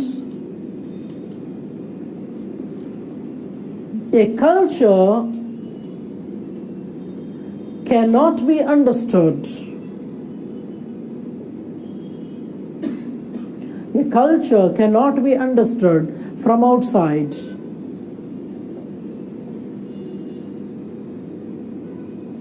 For a better understanding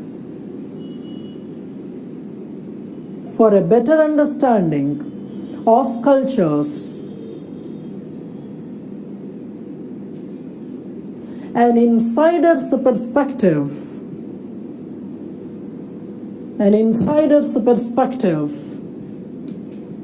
is mandatory.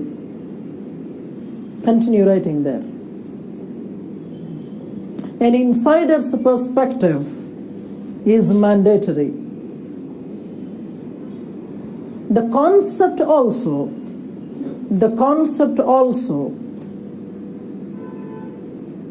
believes that no culture shall be judged. No culture shall be judged, as every culture has its own historical reasons,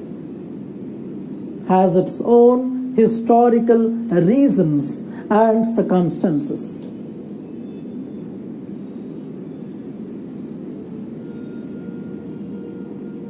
So cultural relativism primarily says that you shall not judge others, because the reason for why they are doing something is better known to them, it is not known to you. In order to understand them, you have to try to be a part of them. That's what he says, insider's perspective is more important to understand a culture group. With this background, I am trying to take you to evolutionism. Did you understand cultural relativism? So cultural relativism and ethnocentrism are opposite to one another. Ethnocentrism is the feel of superiority. You feel that you are the most superior fellow.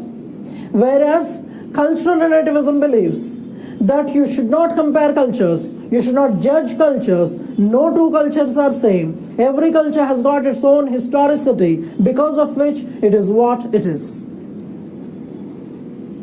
Such a concept can be given only by a person who must have experienced such kind of trauma in his life. Now let me go back to classical evolutionism. Classical evolutionism is basically the given of the most developed societies, or the colonialists.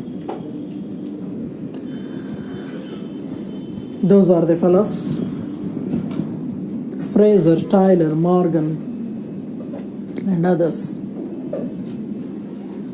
Each of them tried to understand the origins of culture traits. So evolutionism basically believes that all culture traits must have originated somewhere.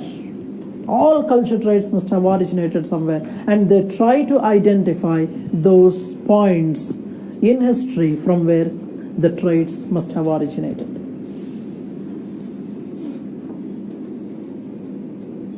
Though it is offbeat, let me ask this question. What is it that you believe in? Do you believe that human was created? Or you believe that human had evolved from the way we study in some of the disciplines? Like maybe it has evolved from some other life form into what it is called Homo sapiens. Evolution. That's a very famous argument, whether you are an evolutionist or a creationist, whether you believe that God had created the human or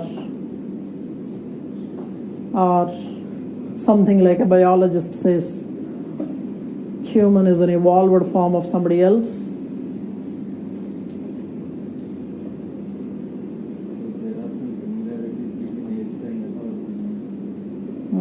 So, sir, now we no more believe that we came from apes.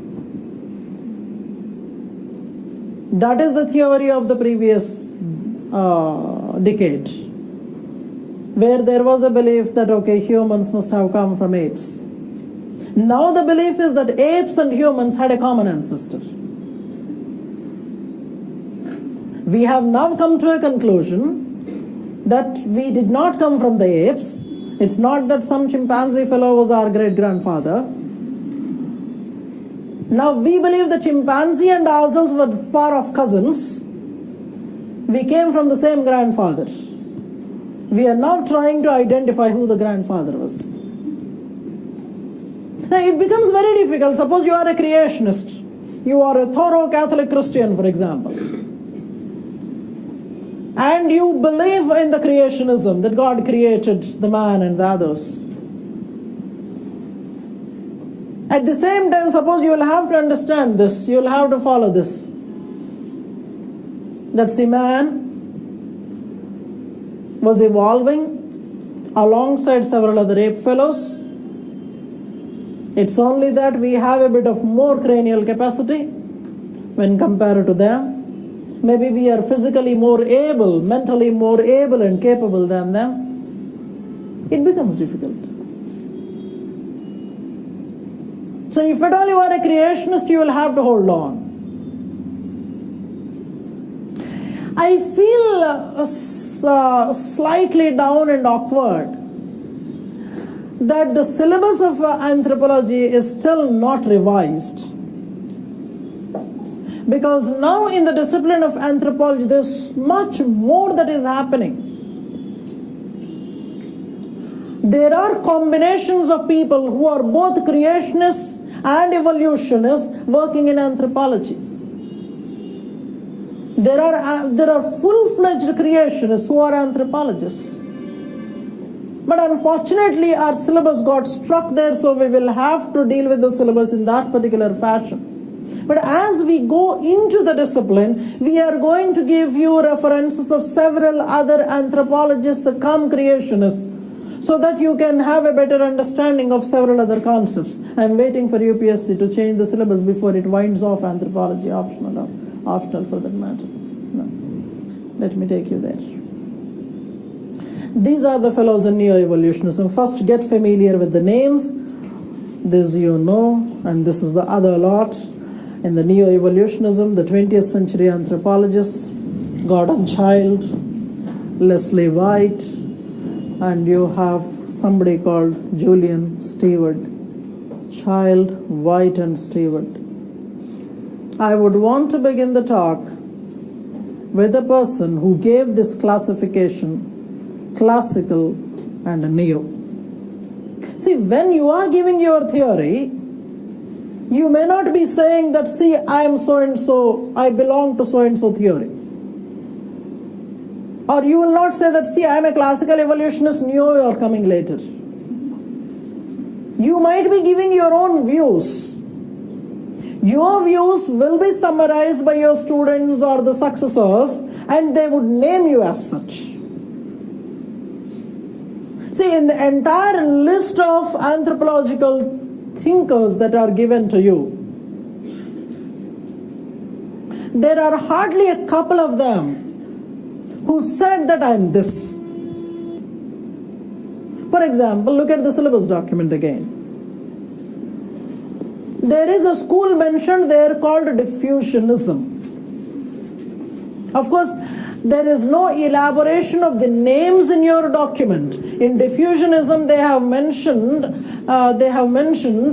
what schools? The British diffusionists, German, Austrian, and American diffusionism. But if you go inside, they haven't elaborated. I'm trying to use one example.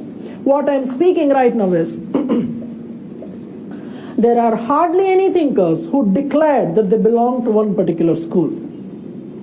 It's only that the later thinkers would brand you as such. A nationalist may not be telling you that I am a nationalist. But looking at the way he is talking, he is behaving, people would come and say that, okay, you can be called a nationalist. So among the diffusionists, there is one person by name Rivers. So now you can have names like rivers, lakes, mountains. If you don't find any other names, you can name your children as such. There was somebody called Rivers. This was a person who declared that, see, earlier I was not a diffusionist, now I am a diffusionist. So it's like previously I was not a human, now I am a human. This is one person who announced to the world that he belonged to one particular school of thought. I also would want to give you an idea about the internal rivalry in the discipline. Because of the internal rivalry, somebody said that if he is that, I am not that. It looks to be very childish, but these internal politics help you understand, help you know to present your views in a proper way, and also it is entertaining. So there are these two names, you already know them. One name is Malinowski, the other is Brown. These two were contemporaries. They lived together. I mean, at the same time. They were contemporaries. But the rivalry was so huge that they wouldn't like to share the same dais. The rivalry was so much that at one point of time, Brown announced that if Malinowski was a functionalist, I am not a functionalist. This is too much. The problem becomes severe that, internally you are a functionalist. You announce that you are not. And if you want to sit and write the theory, you now do not want to use the word function. And you are searching for words, substitute words to function. It becomes very, very difficult. So I said, Rivers was the one person who announced that I am this. Brown says, if he is that, I am not that. There is one other person, Bowes, who said that I don't want to belong to any school. I don't belong to any school. Because whatever schools that are existing, I don't like them, I don't subscribe to them, so don't brand me as somebody belonging to a school. I don't want to be associated with any school. But the damage was done by the female students of him. His female students, looking at how he had spoken of different things, they said that you can better be called a historical particularist. He did not want to be belonged to a school. branded as somebody, but his students had done that. Students are very dangerous fellows. Yesterday after the class, one student, I don't know, was coming up and saying that kindly use a bit of Telugu so that we feel at home. But somehow this batch I did not want to use a lot of Telugu, though no, I also feel it very difficult. Most of us have this kind of a characteristic. We switch language from one sentence to, when we are speaking in one language in a sentence, now we try to use the other language in the other sentence. We call it code switching. Most of us have that kind of a characteristic. But somehow, for the convenience of the non-Telugus, I wanted to limit. And I am trying to do something else. Some of the Telugu videos that I show in the class, I am trying to have subtitles in English so that you can enjoy them better, especially when I try to show some kind of a Balakrishna movie in the class. I need to have, of course, his body language can be understood by anybody. I also have to say this, admit, in the class that I am a die-hard fan of Balakrishna. Most of my classes, actually, I take his help. Now, without him, I actually can't deliver anthropology in the way I actually have to deliver. Because that is my matinee icon. Go to the deep jungles, people watch his movies. Because only he can kill the tiger in the way he does. Nobody else can. Go to the extreme corners of Indian borders, India, Pakistan, India, Bangladesh borders. People from the armed forces watch him because he gives them that kick. That single-handedly you can kill the entire Pakistani army. Nobody else can do that. Of course, people are there that Rajinikanth can do that, but still he did not demonstrate that. This man did. So I am so sorry, Telugu folks, that I am not using a lot of Telugu. No. We are talking about classical evolutionists, those people who believed that we will have to go to the origins of every culture trait. So pick up anything, they try to go to the origins. Ji sir. We still have to go there. We still have to go. We'll go there eventually. This was the earliest school, classical evolutionism. The people believed. Those are the basic assumptions. Do not criticize them. Just enjoy what they say.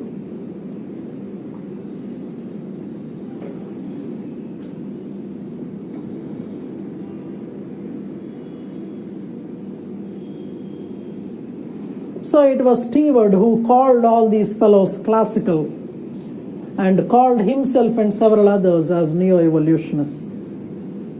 Stewart called the classical evolutionists as classical evolutionists. Just imagine who must have called a chair a chair. Why should a chair be called a chair? You can use some other name for a chair, but you call a chair a chair. Why do you do that? Those are the kind of inquiries Julian Stewart was into. It becomes very difficult. In the process of enculturation, you were said that this was a pen. Now, if somebody now comes up and says that it's a gun, it becomes difficult to understand. Of course, in your school you must have written essays. A pen is a much more powerful gun than a gun. But then basically this is a pen, somebody had said that. So classical evolutionists would always go to the origins of how this must have come into existence. What was the process through which this must have come? What were the stages through which it must have come? Classical evolutionists were the people who believed. It's a very important, the very first statement that I am making about classical evolutionists. They believed that all human societies, make note of that statement, all human societies evolved through the same evolutionary sequences. All human societies evolved through the same evolutionary sequences.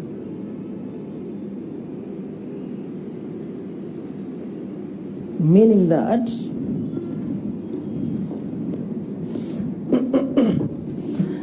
if I am taking up one society 1, S1, the other society S2,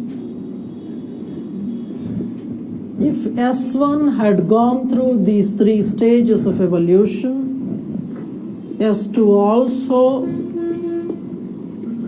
goes through the same evolutionary sequences. All human societies go through the same evolutionary sequences. This is an abstract example that I have taken. But when we go to Tyler's study of culture histories, he will name what is A, what is B and C. Right now you keep in mind that classical evolutionists believed that all human societies evolved through the same evolutionary sequences. You can establish that they have gone through the same evolutionary sequences because when you are comparing S1 and S2, you see the similarity here, you see the similarity here. When you are comparing 2 different societies or culture groups, when you find that some culture traits are similar across them, those similar culture traits are called culture parallels. Culture parallels are those culture traits that are found to be similar when 2 different culture groups are compared. I repeat, classical evolutionists believed that all societies, all culture groups evolved through the same evolutionary sequences. They came to this conclusion of same evolutionary sequences based on a comparison, meaning that comparison was one of the basic approaches they had followed. On comparison, they found that several culture traits were similar. These similar culture traits are called culture parallels. Be in the class, please. It's very easy for your mind to go off.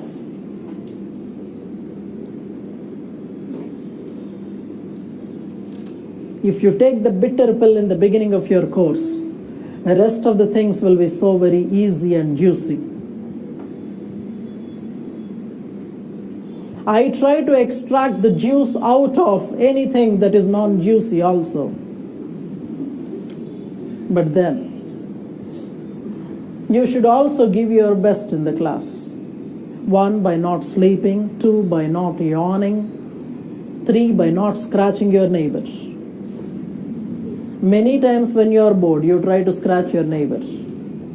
Telugulo edo antaru naku teliyadu.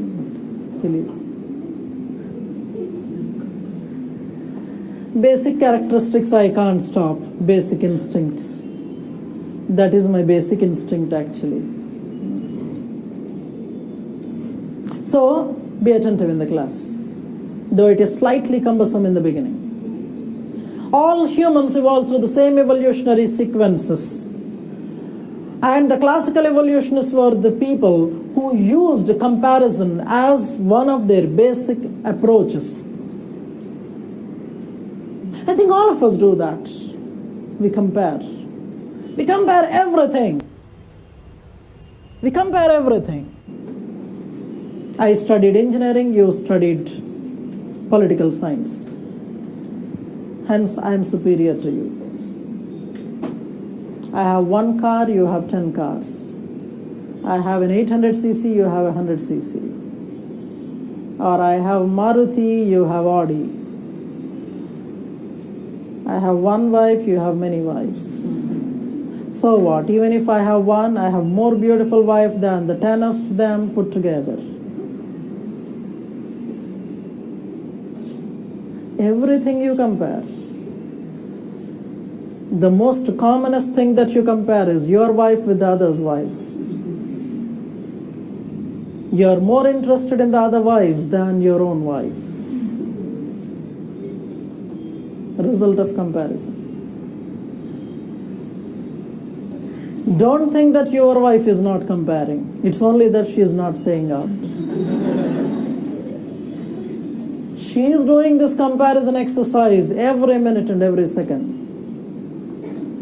That is the reason why it becomes very, very difficult to comfort your wife, to win over your wife. Sir, I have to say this again in the class. I have to say this in the class. Though you have taken admission for anthropology, I will teach you a lot, many life skills. You are actually paying me for those life skills that I will be teaching in the class. Forget anthropology, you can learn anywhere. But other things are much more important. How to handle a wife. Nobody will teach you, but I will teach you. And I am sure one fine day you will call me, you will write to me, thank me that I have taught you that in the class. So finally, when a feedback is asked at the end of the course, we are not asking feedback on anthropology. Sir, basically, sir, it is the spirit of the discipline that's more important. When a question is given to you in the exam, you should be able to generate an answer from various discussions that must have happened in the class. So if a question was asked in the recent year on Guilds and the cockfights, a very few people outside our class knew that there was somebody called Guilds in anthropology, and that particular person had studied the cockfights and the question was about that. So nothing is randomly picked up in the class, sir. So I'll try to do the justice as much as possible by making it lively, but then comparison is basically a human characteristic. So if a classical evolutionist was comparing, he's not doing anything wrong. But how you compare and what you do by comparing, that's what is important. When they were comparing, their comparison was leading to ethnocentric writings. All of them, many of them from Europe. When they were writing, they were saying that all human societies move in the same direction and all human societies finally would become what we are.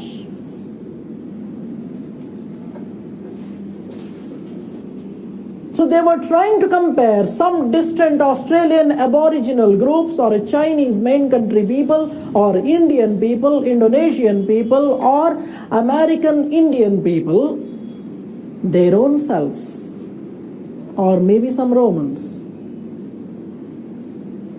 They say that everybody started from the same thing. And everybody would be evolving through the same evolutionary sequences from somebody like a savage society to a civilization like us. That's what is the problem. Comparison may be a tool, but how you are using this tool to do what, that's what is important. So when Bowers had walked into anthropology, he saw that people were comparing and doing all kinds of nasty things. And because he had seen that, he was a person who wrote an essay called A Critique of Comparative Method. Bowers was somebody who did not subscribe to this method. For him, comparison is not good. Because most often comparison would lead to ethnocentric writings. Comparison may lead to a complex of inferiority. But somebody who came much later, like Malinowski, he says comparison is merely a tool that can be used for the betterment of the society, or it can be for a devastative purpose. Am I clear to you, sir? No. When they were writing, they say that all human societies evolved through the same evolutionary sequences. I can give a proof because there is a culture parallel. There is something more interesting there. All human societies evolve through the same stages because all humans think alike. That's what is called psychic unity of mankind. What they mean by psychic unity is all humans think alike. All humans think alike. We all think similarly, and hence we evolve through the same stages. You can actually probe into this. What are the major things that are similar in humans?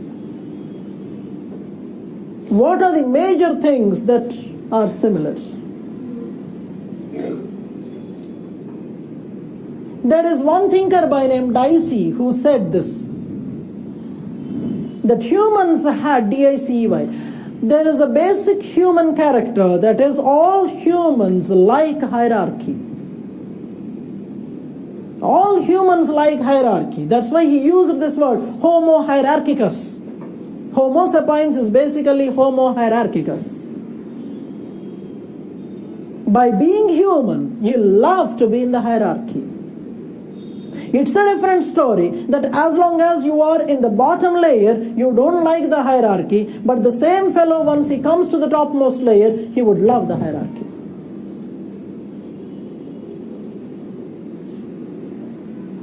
You can apply to your own self. Suppose you are from a lower caste. As long as you are treated lowly, you don't like. But the moment you cross that barrier, you are an IAS, you are a well-to-do person, you forget the low caste. Human basically loves being in a hierarchy. We would see in the caste-related topics later that though the people in the low caste hate being treated that way, why is it that they love something that made the upper caste fellow what he is? And he tries to imitate what the upper caste fellow does. Being somebody from an indigenous community or an Indian community, Indian in the sense I am talking in terms of the Red Indian community. Being a member of an Indian community, you hate the way the mainstreamers, the whites or the migrant superiors have done. But then you try to imitate what they do. This is something very surprising, that you love what the suppressor does, but you don't like the suppressor. You want to do the same thing what your suppressor was doing. It is with these views the discipline actually had grown. Now coming back here, classical evolutionists believed in what is called culture parallels and psychic unity. These are the approaches they had majorly followed. They followed what is called a historical approach, a comparative approach, and the method of rethinking. I'll explain these three things now.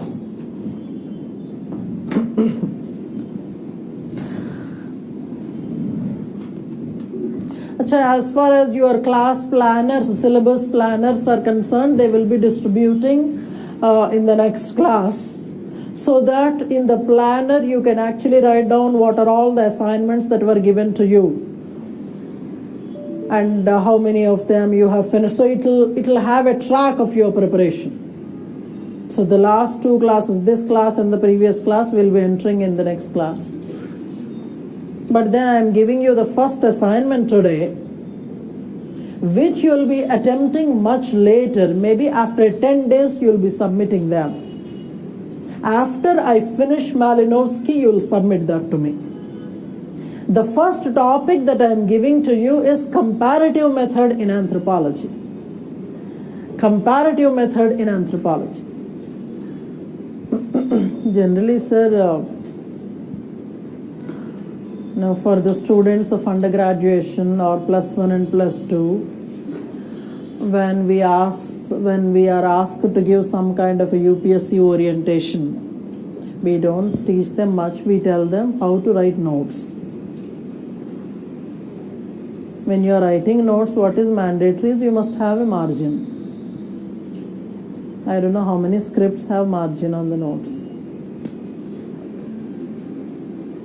Margin on both the sides. Don't be stingy in saving paper. You've been wasting a lot of other things.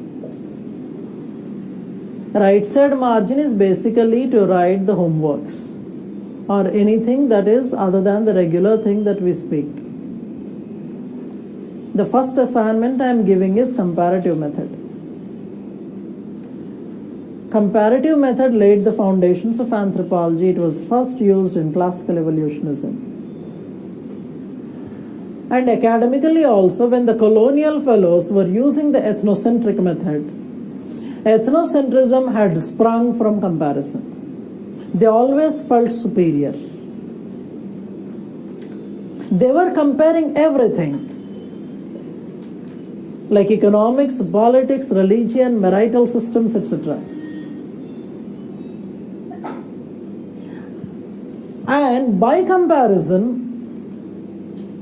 what we mean is, it is not simply across the societies, across the cultures. The comparison was happening within their own culture. That's where the historical approach comes into picture.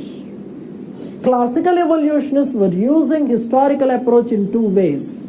Number one, when they were trying to find origins of every culture trait. Secondly, they were trying to compare their own previous evolutionary stages. For example, there is a belief that all human societies must have started from a hunting and gathering stage. So from hunting gathering, you must have become a pastoral fellow. From pastoral, maybe you must have become an agrarian fellow. From agriculture, you must have moved into industrial stage. Meaning that you are comparing with yourselves.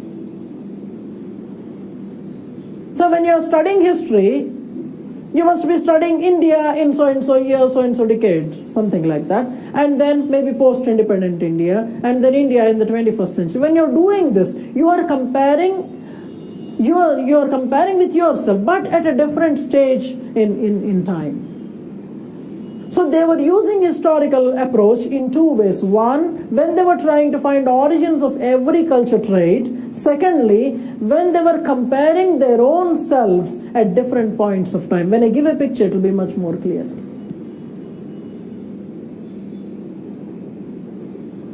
But before I give all that picture, there is one other method they followed, method of rethinking. What is the meaning of this, if anybody could say? Method of rethinking. To revisit the established perspective. Anything that you want to have a rethought of right now.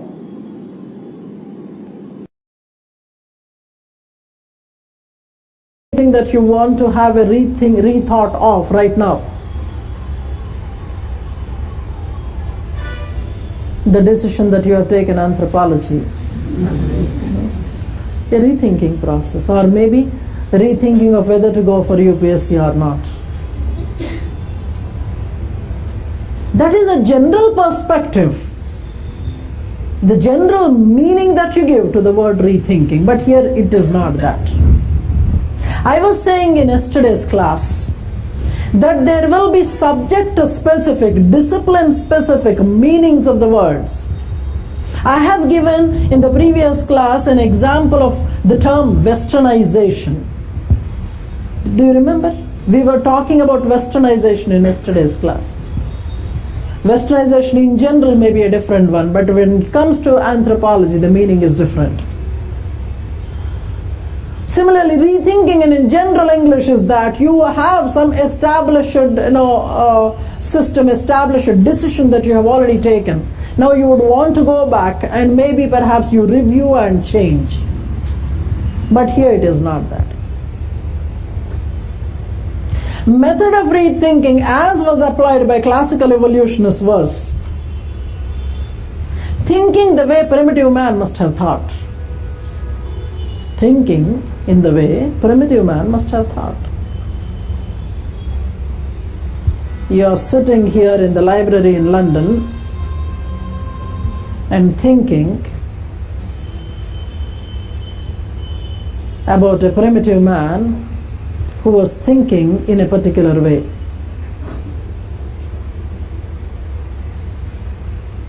Nothing difficult to understand, the same inception style. You are thinking in the way primitive man must have thought. Beautiful examples I'll give you in today's class. But before that, there is this very interesting concept, so that you can start smiling in the class. Then I'll take you to rethinking method and various things. Out of various concepts that classical evolutionists have given, there is this very interesting concept called concept of survivals. After having explained this, I will try to fit in all those various things that we were speaking of classical evolutionists. I'll take you to culture history. So far, what we know about classical evolutionism is this was the first school defined by Julian Stewart as such. These were the 19th century people who tried to find origins of every small or big cultural traits. They all believed that humans think alike. Because you think alike, you evolve through the same evolutionary stages. We are able to prove that there are similarities in thinking and the same stages by comparison. Whenever we are comparing, we find similarity in culture traits that we name as culture parallels. Of course, there are many more criticisms there, but then right now we are trying to see what they have spoken. They used several concepts to show evolution has occurred. One such concept is culture survival, concept of survival. See, when you are moving from one stage in evolution to the other, when you are moving from one stage of evolution to the other, so there is the society, stage A, there is a stage B, there is a stage C. All human societies, you said that they evolve through the same evolutionary sequences. Right now I'm looking at this fellow. This society has moved from stage A to B to C. At stage A, it had certain culture traits. By the time it went to stage B, a few culture traits continued to exist. A few have got modified, a few have disappeared, and a few new ones have occurred. You don't see C there, it disappeared. B and D got modified. Say for example, a clothing style must have changed. B has changed, a housing style has changed. But maybe something like a food habit continued to exist. But then maybe one type of belief system had disappeared, or one type of economic subsistence has disappeared. I hope you are following what I'm saying. When societies and cultures are evolving, culture traits may get modified, they might continue the same way, they might disappear, or new ones might appear.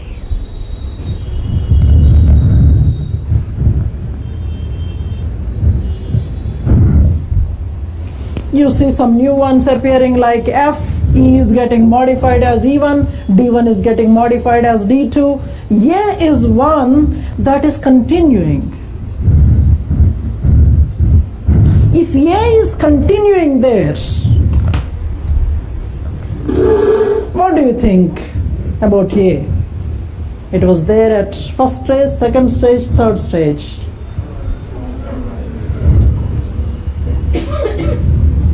Okay, of course it is surviving, but then it must be very essential and hence it is continuing. Ma? It may be strong and dominant and hence it is continuing, or it may be utterly useless but still it is continuing. Don't you think that way? When A is continuing, very essential. There is no possibility that it may be evolving. It's only that maybe you are drinking from a bottle rather than more sophisticated or more cleaner variant than whatever, and hence maybe it is very essential, so you are continuing with that. We are really not bothered about very essential ones. Essential ones will anyway be there. Essential ones are not a proof of evolution. You're drinking water earlier, you're drinking water now. Nothing to change there. In the process of evolution, sometimes, when something that is very stupid, very unessential is continuing, then it triggers a question.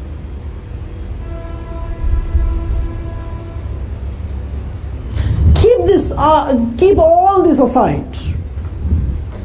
You must have studied archaeology in history, some bit of archaeology. I won't ask any questions there. You must have looked at various stages in cultural evolution there, archaeological evolution there, from Paleolithic to Mesolithic, Neolithic, etc., etc. You must have also come across some kind of tools that the primitive man must have used, like some blunt hand axes were there, or some kind of microlithic tools were there.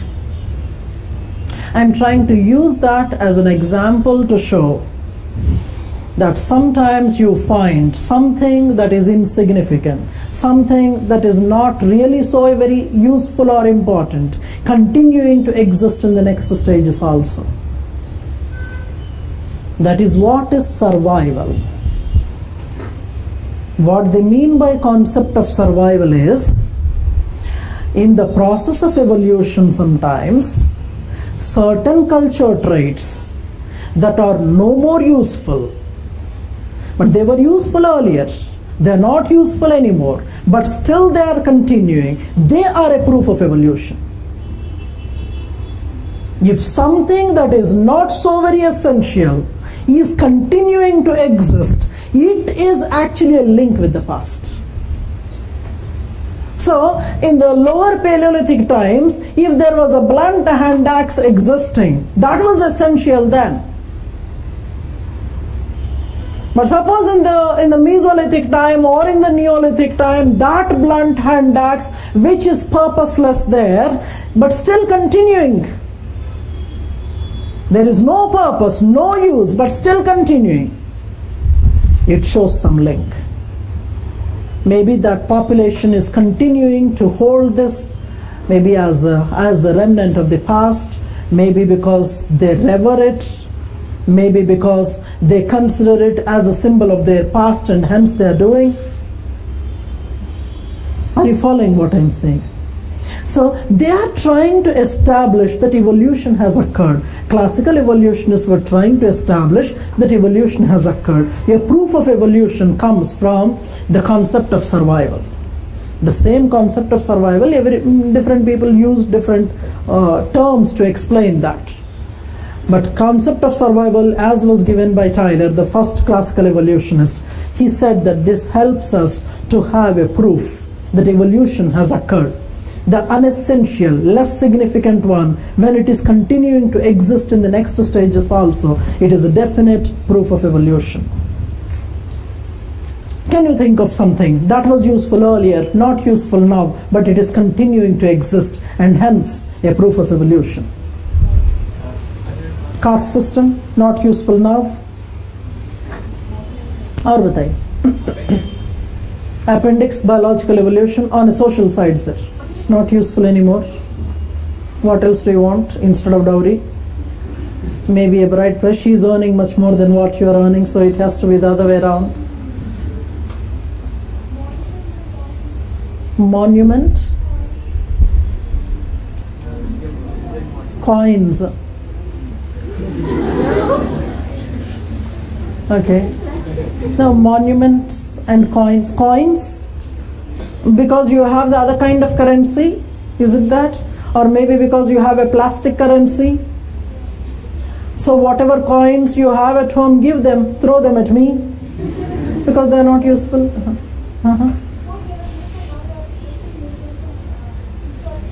World coins, you say.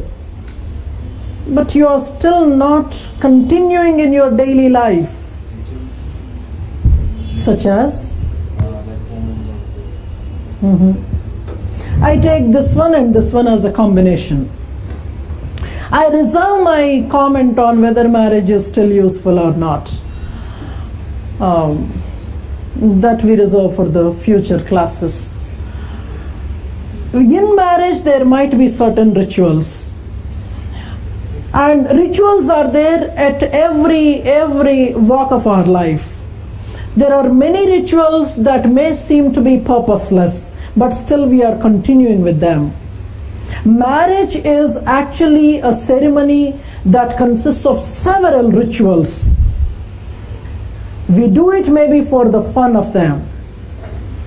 These days, more and more rituals are becoming part of our marriages. It is not simply our own rituals. We are borrowing from the rest of the world also, so that the marriage becomes a jumbo event. You know very well that after marriage you'll never be happy. At least during the marriage you should be happy. So you're doing all that. When a friend talks about ritual, I love the ritual of seeing the Arundhati Nakshatra in the broad daylight. And the videographer, photographer is taking the pictures. And this fellow, Vidike Bhutaddalu, I mean, with those thick glasses, this young fellow is showing Arundhati and she says, yes, I see. Maybe symbolically it is to show that from tomorrow, whatever lies, whatever things that I say, you are going to say yes and believe. This could be one example of concept of survival. Now, I would want to introduce one example, but then the very two popular ones, if you had read that on the slide there, in the example, the second one there, revoking the supernatural when sneezing and COVID. I would want to dedicate the last 10 minutes of my class to, out of these two, to COVID. Because COVID, personally, I love it so much. That's the spelling there. Long time ago, COVID used to be a special question in anthropology. Now we are not asking a full-time question. We have several better things. But still, Tyler was saying this. For Tyler, survivals are a proof of evolution. You'll have to prove that evolution was occurring, because primarily you are an evolutionist. You'll have to prove that evolution has occurred. In order to prove that evolution has occurred, he used this word, this concept of survivals. Survival is that culture trait which was useful earlier, which is no more useful now, but still continuing to exist. This is a proof of evolution. One example we have given here by a ritual such as the Arundhati. He has given his own examples. One example I personally love, the practice of COVID. Of course, tomorrow morning when we start our class, whenever the next class, in the next class, we would start our class with some videos of COVID. But here I would want to define COVID first. COVID is the male enacting the female labor pain. COVID is the practice of male enacting the female labor pain. So when your wife is delivering, you are also enacting the pain that she is undergoing.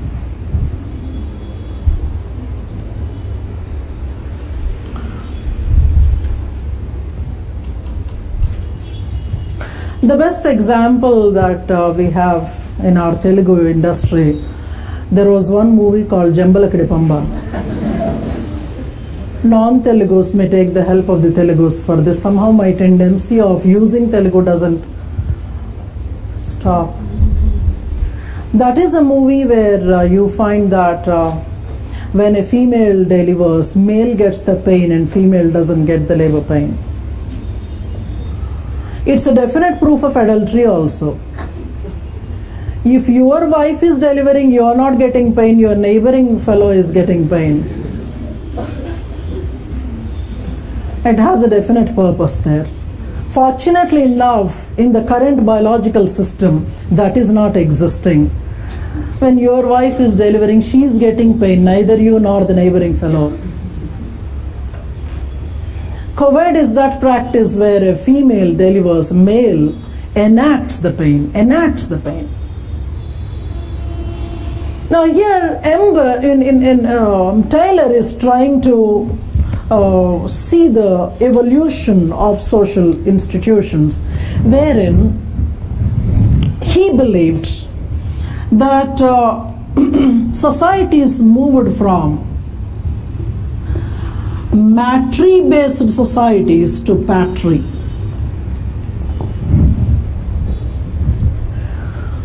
In matry, there can be several characteristics. They can be matrilocal, they can be matriarchal,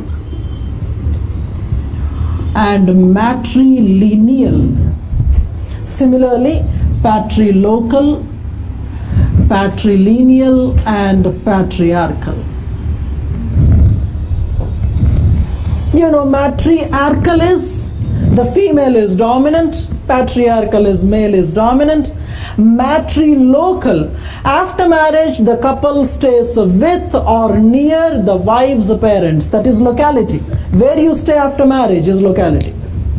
Where you stay after marriage is locality.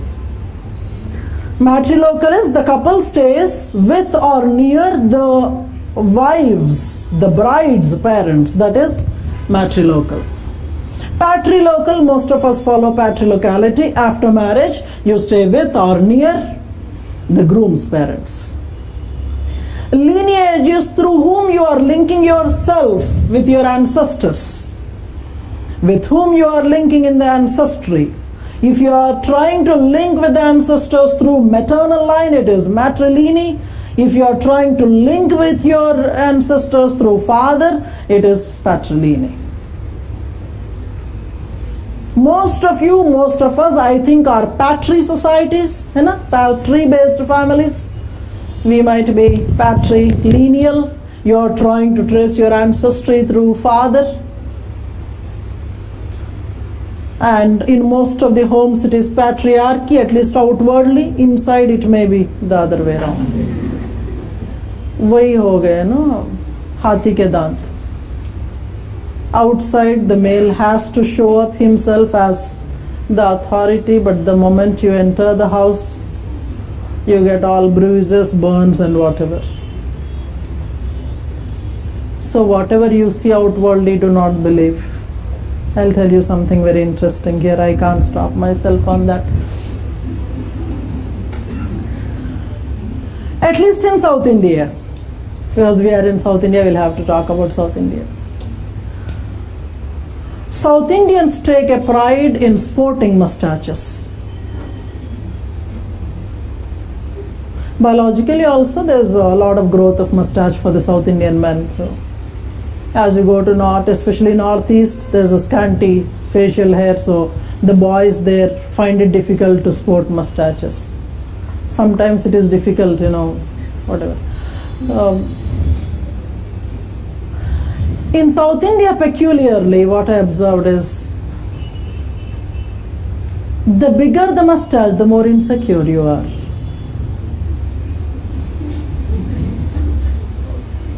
Or the bigger the mustache, the less powerful you are at home. So you see people having such, I'm not saying anything to anybody, I'm so sorry about that. People with big mustaches, you have to excuse me on that. So huge mustaches, it indicates that yes, I'm trying to show myself that yes, I'm more masculine and whatever. Keep these things in mind and observe the people. back home. No. Matrilocal, matrilineal, matriarchal. According to Taylor, societies emerged from matri to patri. No, sir. Very interesting thing here. When you are trying to find origins of social institutions, many times it becomes difficult to historically prove that which one came first. You end up with the chicken and egg story. Which one came first? Currently we are having matri-based societies, and hence previously we were patri. Don't look for a logic there. Or maybe patri was the first one, we are continuing in patri, eventually we are going to be matri. Proof is there. At home you started being matri dominated. So slowly maybe we would move into matrilineal, matriarchy, and totally matrilocality also. But right now we are sticking to Tyler's view. According to Tyler, human societies at large emerged, to begin with they were matri, and they evolved into patri-based societies. What is the proof? He gives the proof. Interestingly, he gives the proof also. Whether proof is rational or not, that's immaterial. Apart from all these other traits, matri-based societies have had the institution of coed, the practice of coed. The matri-based societies had the institution of coed. Coed, now you understand. Your wife is delivering, you will have to enact pain. Very important, sir. When she is suffering, even if you enjoy in the heart of the hearts that she is suffering, you will have to show a face of sympathy and empathy. Start practicing from now. For Taylor, the institution of coed emerged from matri-local societies. You understand matri-local? Matri-local is after marriage the couple moves to live with the wife's parents. Once you are there in that household, just imagine you are there in such a marriage, in such a locality.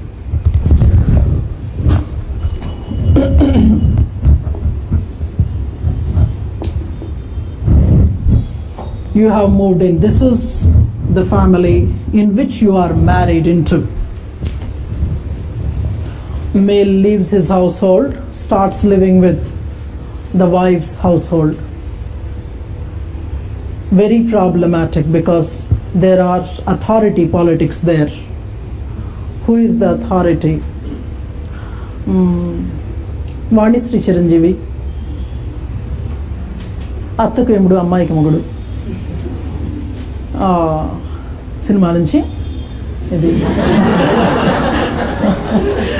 So I was an announcer in All India Radio. When I was in the college, I worked part-time in All India Radio. All movie-related, songs-related programs. So I was an announcer there.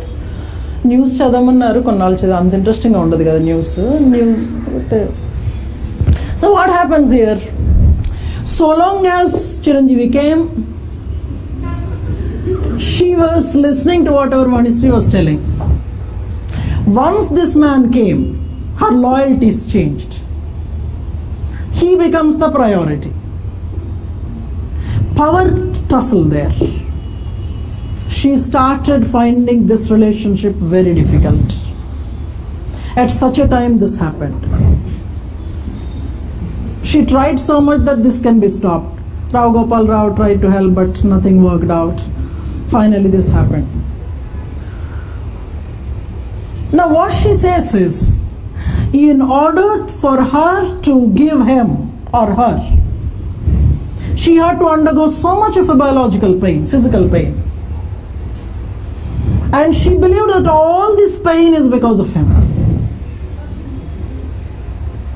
And because you are responsible for this pain, whatever she undergoes, you fellow, you also should undergo. And And hence, whatever pregnancy-related restrictions are there, food restrictions, etc., are there, whatever she is exposed to, you should also undergo all of them. So COVID is not simply at the time of labor, it starts right from the pregnancy. He has to undergo all those penances which she undergoes. And finally, in the labor room, you should also be there. Whatever pain that she undergoes, you also must know. తిక్క కుదిరింది, అందుకే పెళ్లి చేస్తే తిక్క కుదిరింది అంటారు. So there are many societies even today where COVID is practiced. Thankfully, in the modern medicine also these days many hospitals are also encouraging this. They make it mandatory that man should be there in the labor room when she is delivering, so that you know the pain that she is undergoing. Tomorrow you will not insist on another child. Or at least you will respect the pain. You will respect the female for the pain that she has undergone. Anyways, that is your future, that everybody knows. Here what happens is, Taylor says, this had emerged because the society is matry. But now we find that even in some of the patry societies, COVID is continuing. All these have changed, but COVID is continuing. In a patry society, there is no utility, there is no purpose of COVID. There, COVID was a proof that female is the authority. She was trying to show that, see, her pain is because of you, so you also undergo. COVID is the result of authority struggle. In a patry society, according to Taylor, when there is no use, no utility of COVID, if it is continuing, it's a proof of evolution. A lot of other things have to be continued from there, but then let us conclude on this. Is there any use of COVID in the patry society? Keep aside Taylor's view. Personally, do you think that in a patry society, COVID has a purpose? In a patry-based society, is COVID having a purpose? Think.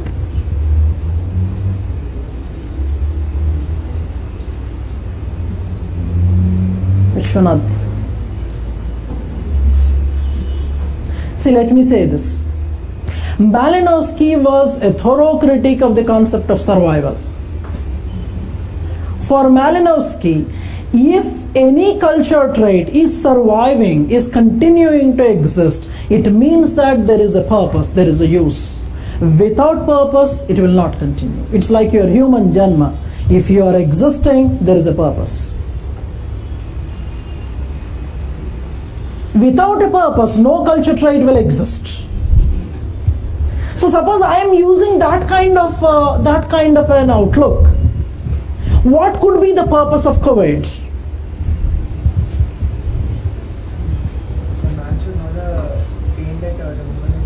Okay. Or she should know that you feel for him. No, both are not one and the same. Even the politics master, please. They are not one and the same. Whether you know her pain or not, that you know and your God knows.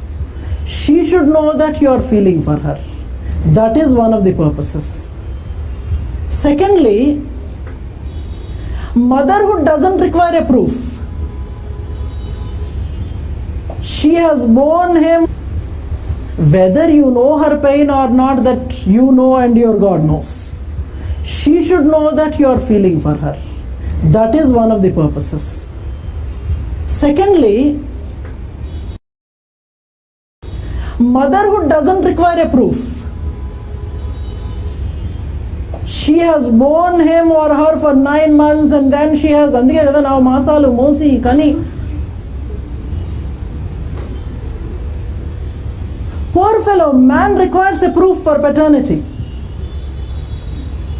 Female doesn't require a proof. Man requires a proof. COVID is a proof that he is the father. When she is delivering, you are not feeling the pain. The neighbor is feeling the pain. It looks very awkward. Kuwait has a proof.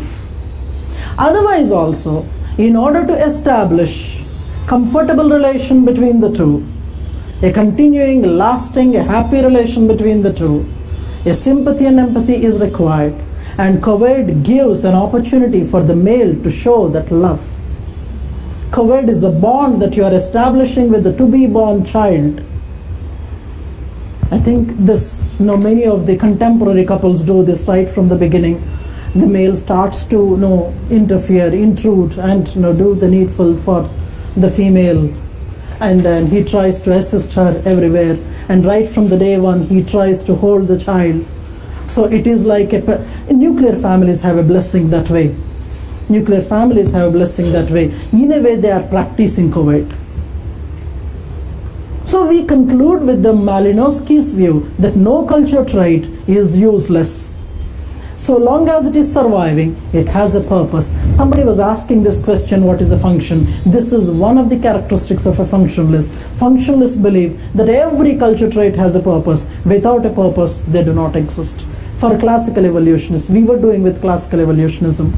Today, we were still trying to open up with several ideas. Classical evolutionists gave these concept of survival. They used a historical method. They used a comparative method, though in a derogatory way. We still have to see how they were using this rethinking method, thinking like the primitive man must have thought. I would be opening on this discussion in the evolutionism in the next class. That is the concept of soul. Taylor gave a concept of soul. We will define soul. We will try to look for souls in the nearby areas for us, whether souls are existing, and how to identify a soul. Called venakki tiriguntai kada, kind of. How you recognize that there's a demon, kind of. Have a good time, sir. And one announcement that I have to make. If at all the festival falls on Monday, we are not meeting on Monday. So whenever the festival is announced, have a happy Ramzan. Good day.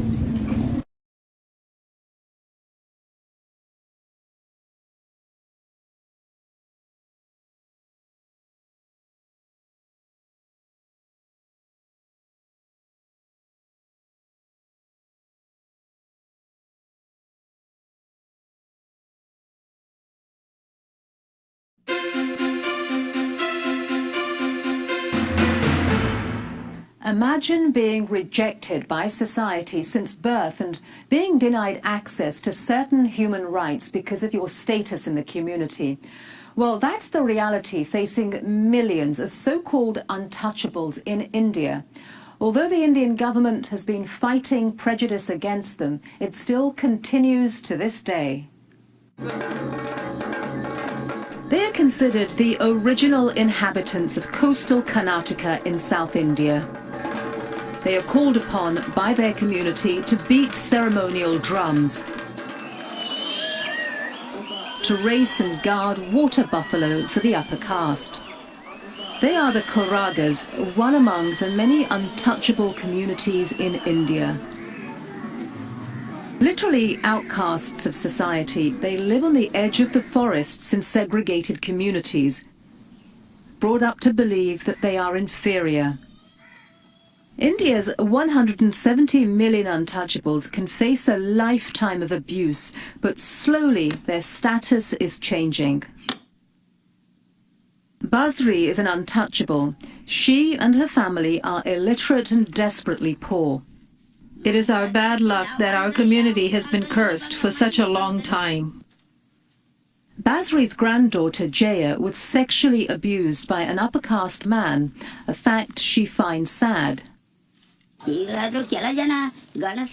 the men folk are not hesitant to touch us as they wish, but the women would not come near us. Sometimes I can't resist asking, do worms grow in our bodies? Hindus place people into 4 castes based on how they lived their past lives. At the top are the Brahmins, the priests and the scholars, and then the Shastriyas, the rulers and soldiers. Below them are the Vaishyas, the merchants and traders, and then the Sudras, the laborers. The untouchables considered impure and unclean are unworthy to belong to any caste.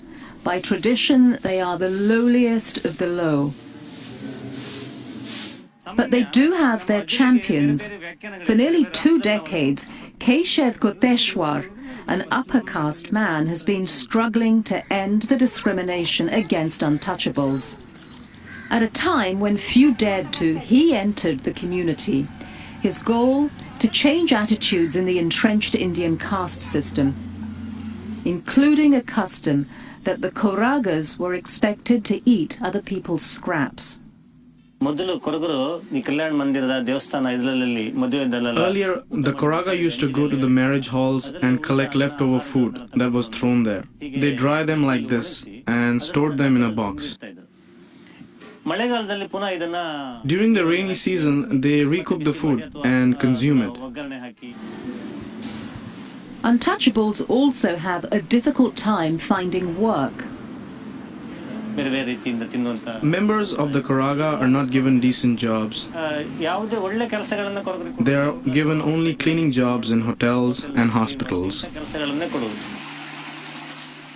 Historically, there have been many attempts to eradicate untouchability. The most famous is the hunger strike led by Mohandas Gandhi in 1932. In 1955, the Indian Parliament passed legislation outlawing untouchability. Today, national and state governments have a minimum quota of jobs set aside for untouchables. But these are not always enforced, says Shukra, a Koraga working part-time in a government hospital. People promise that there are jobs reserved for the local community people, but no one is bothered. I am not blaming the government, but that is the reality. For generations, the Koragas have accepted the limitations placed on them, following the traditional beliefs and practices dictated by the caste system without question. Shrida explains. In our village, we are not allowed into the house of rich families. We feel sad, but we accept it. Our families think that we are from the lower class. In 1993, Keshav set up Spurti, a residential school for the Koraga kids, to teach them about equal rights and to stand up against such feudal customs. But people in the upper caste were reluctant to release them from work to go to school. When we first started enrolling the Koraga kids, they asked me if my father would work in their houses if the kids are gone. Only 10 students were enrolled in the first year. But Keshav persisted. He began staging hunger strikes and peaceful protest to draw attention to the plight of the Koragas. He led a movement to collect alms from home to home, village to village, to raise funds to support the children's education. Today, the school provides a 12-year curriculum to 60 students, including a class teaching a dance form that is traditionally practiced only by the upper caste. Earlier, when our parents said that by entering the temple, God will curse us, we used to believe them. But not any longer, thanks to my schooling. Now I have the confidence to talk with anyone. Earlier, I used to be scared of even facing the upper caste people. While progress is being made within the younger generation, many older members of the untouchable communities continue to follow the traditional duties handed down to them. The Koragas lead processions to announce temple festivals, a duty that they have performed for generations, says Santosh. Traditionally, my job is to guide the buffalo. This is a duty that I have inherited. If we don't do our duty, then the deity will create problems for us. More importantly, Santosh and others fear losing the money, the rice and the coconut they receive as donations for carrying out these rituals. Ganesh, a young Koraga, challenges this tradition. He joins Keshav in his fight to change perceptions about untouchables. Only the lower caste participates in the buffalo procession. To bring equality, we suggest all communities participate because it is a program of the entire village. At the village square, an intense discussion is taking place between members of the upper and lower castes about the procession. After much negotiation, Keshav succeeds in persuading both sides to join the march. Do you have problems if you participate? No. Taking the lead is an influential upper caste man, KP Adyanthaya. He's the caretaker of a powerful local Hindu temple. This may seem like a small step, but it's deeply symbolic. The willingness of different caste members to march together shows that attitudes can change. It offers hope for the untouchables, the possibility of breaking down centuries-old prejudice and caste barriers. That's all for this edition of 21st Century. I'm Daljit Dhaliwal. We'll see you next time. Until then, goodbye.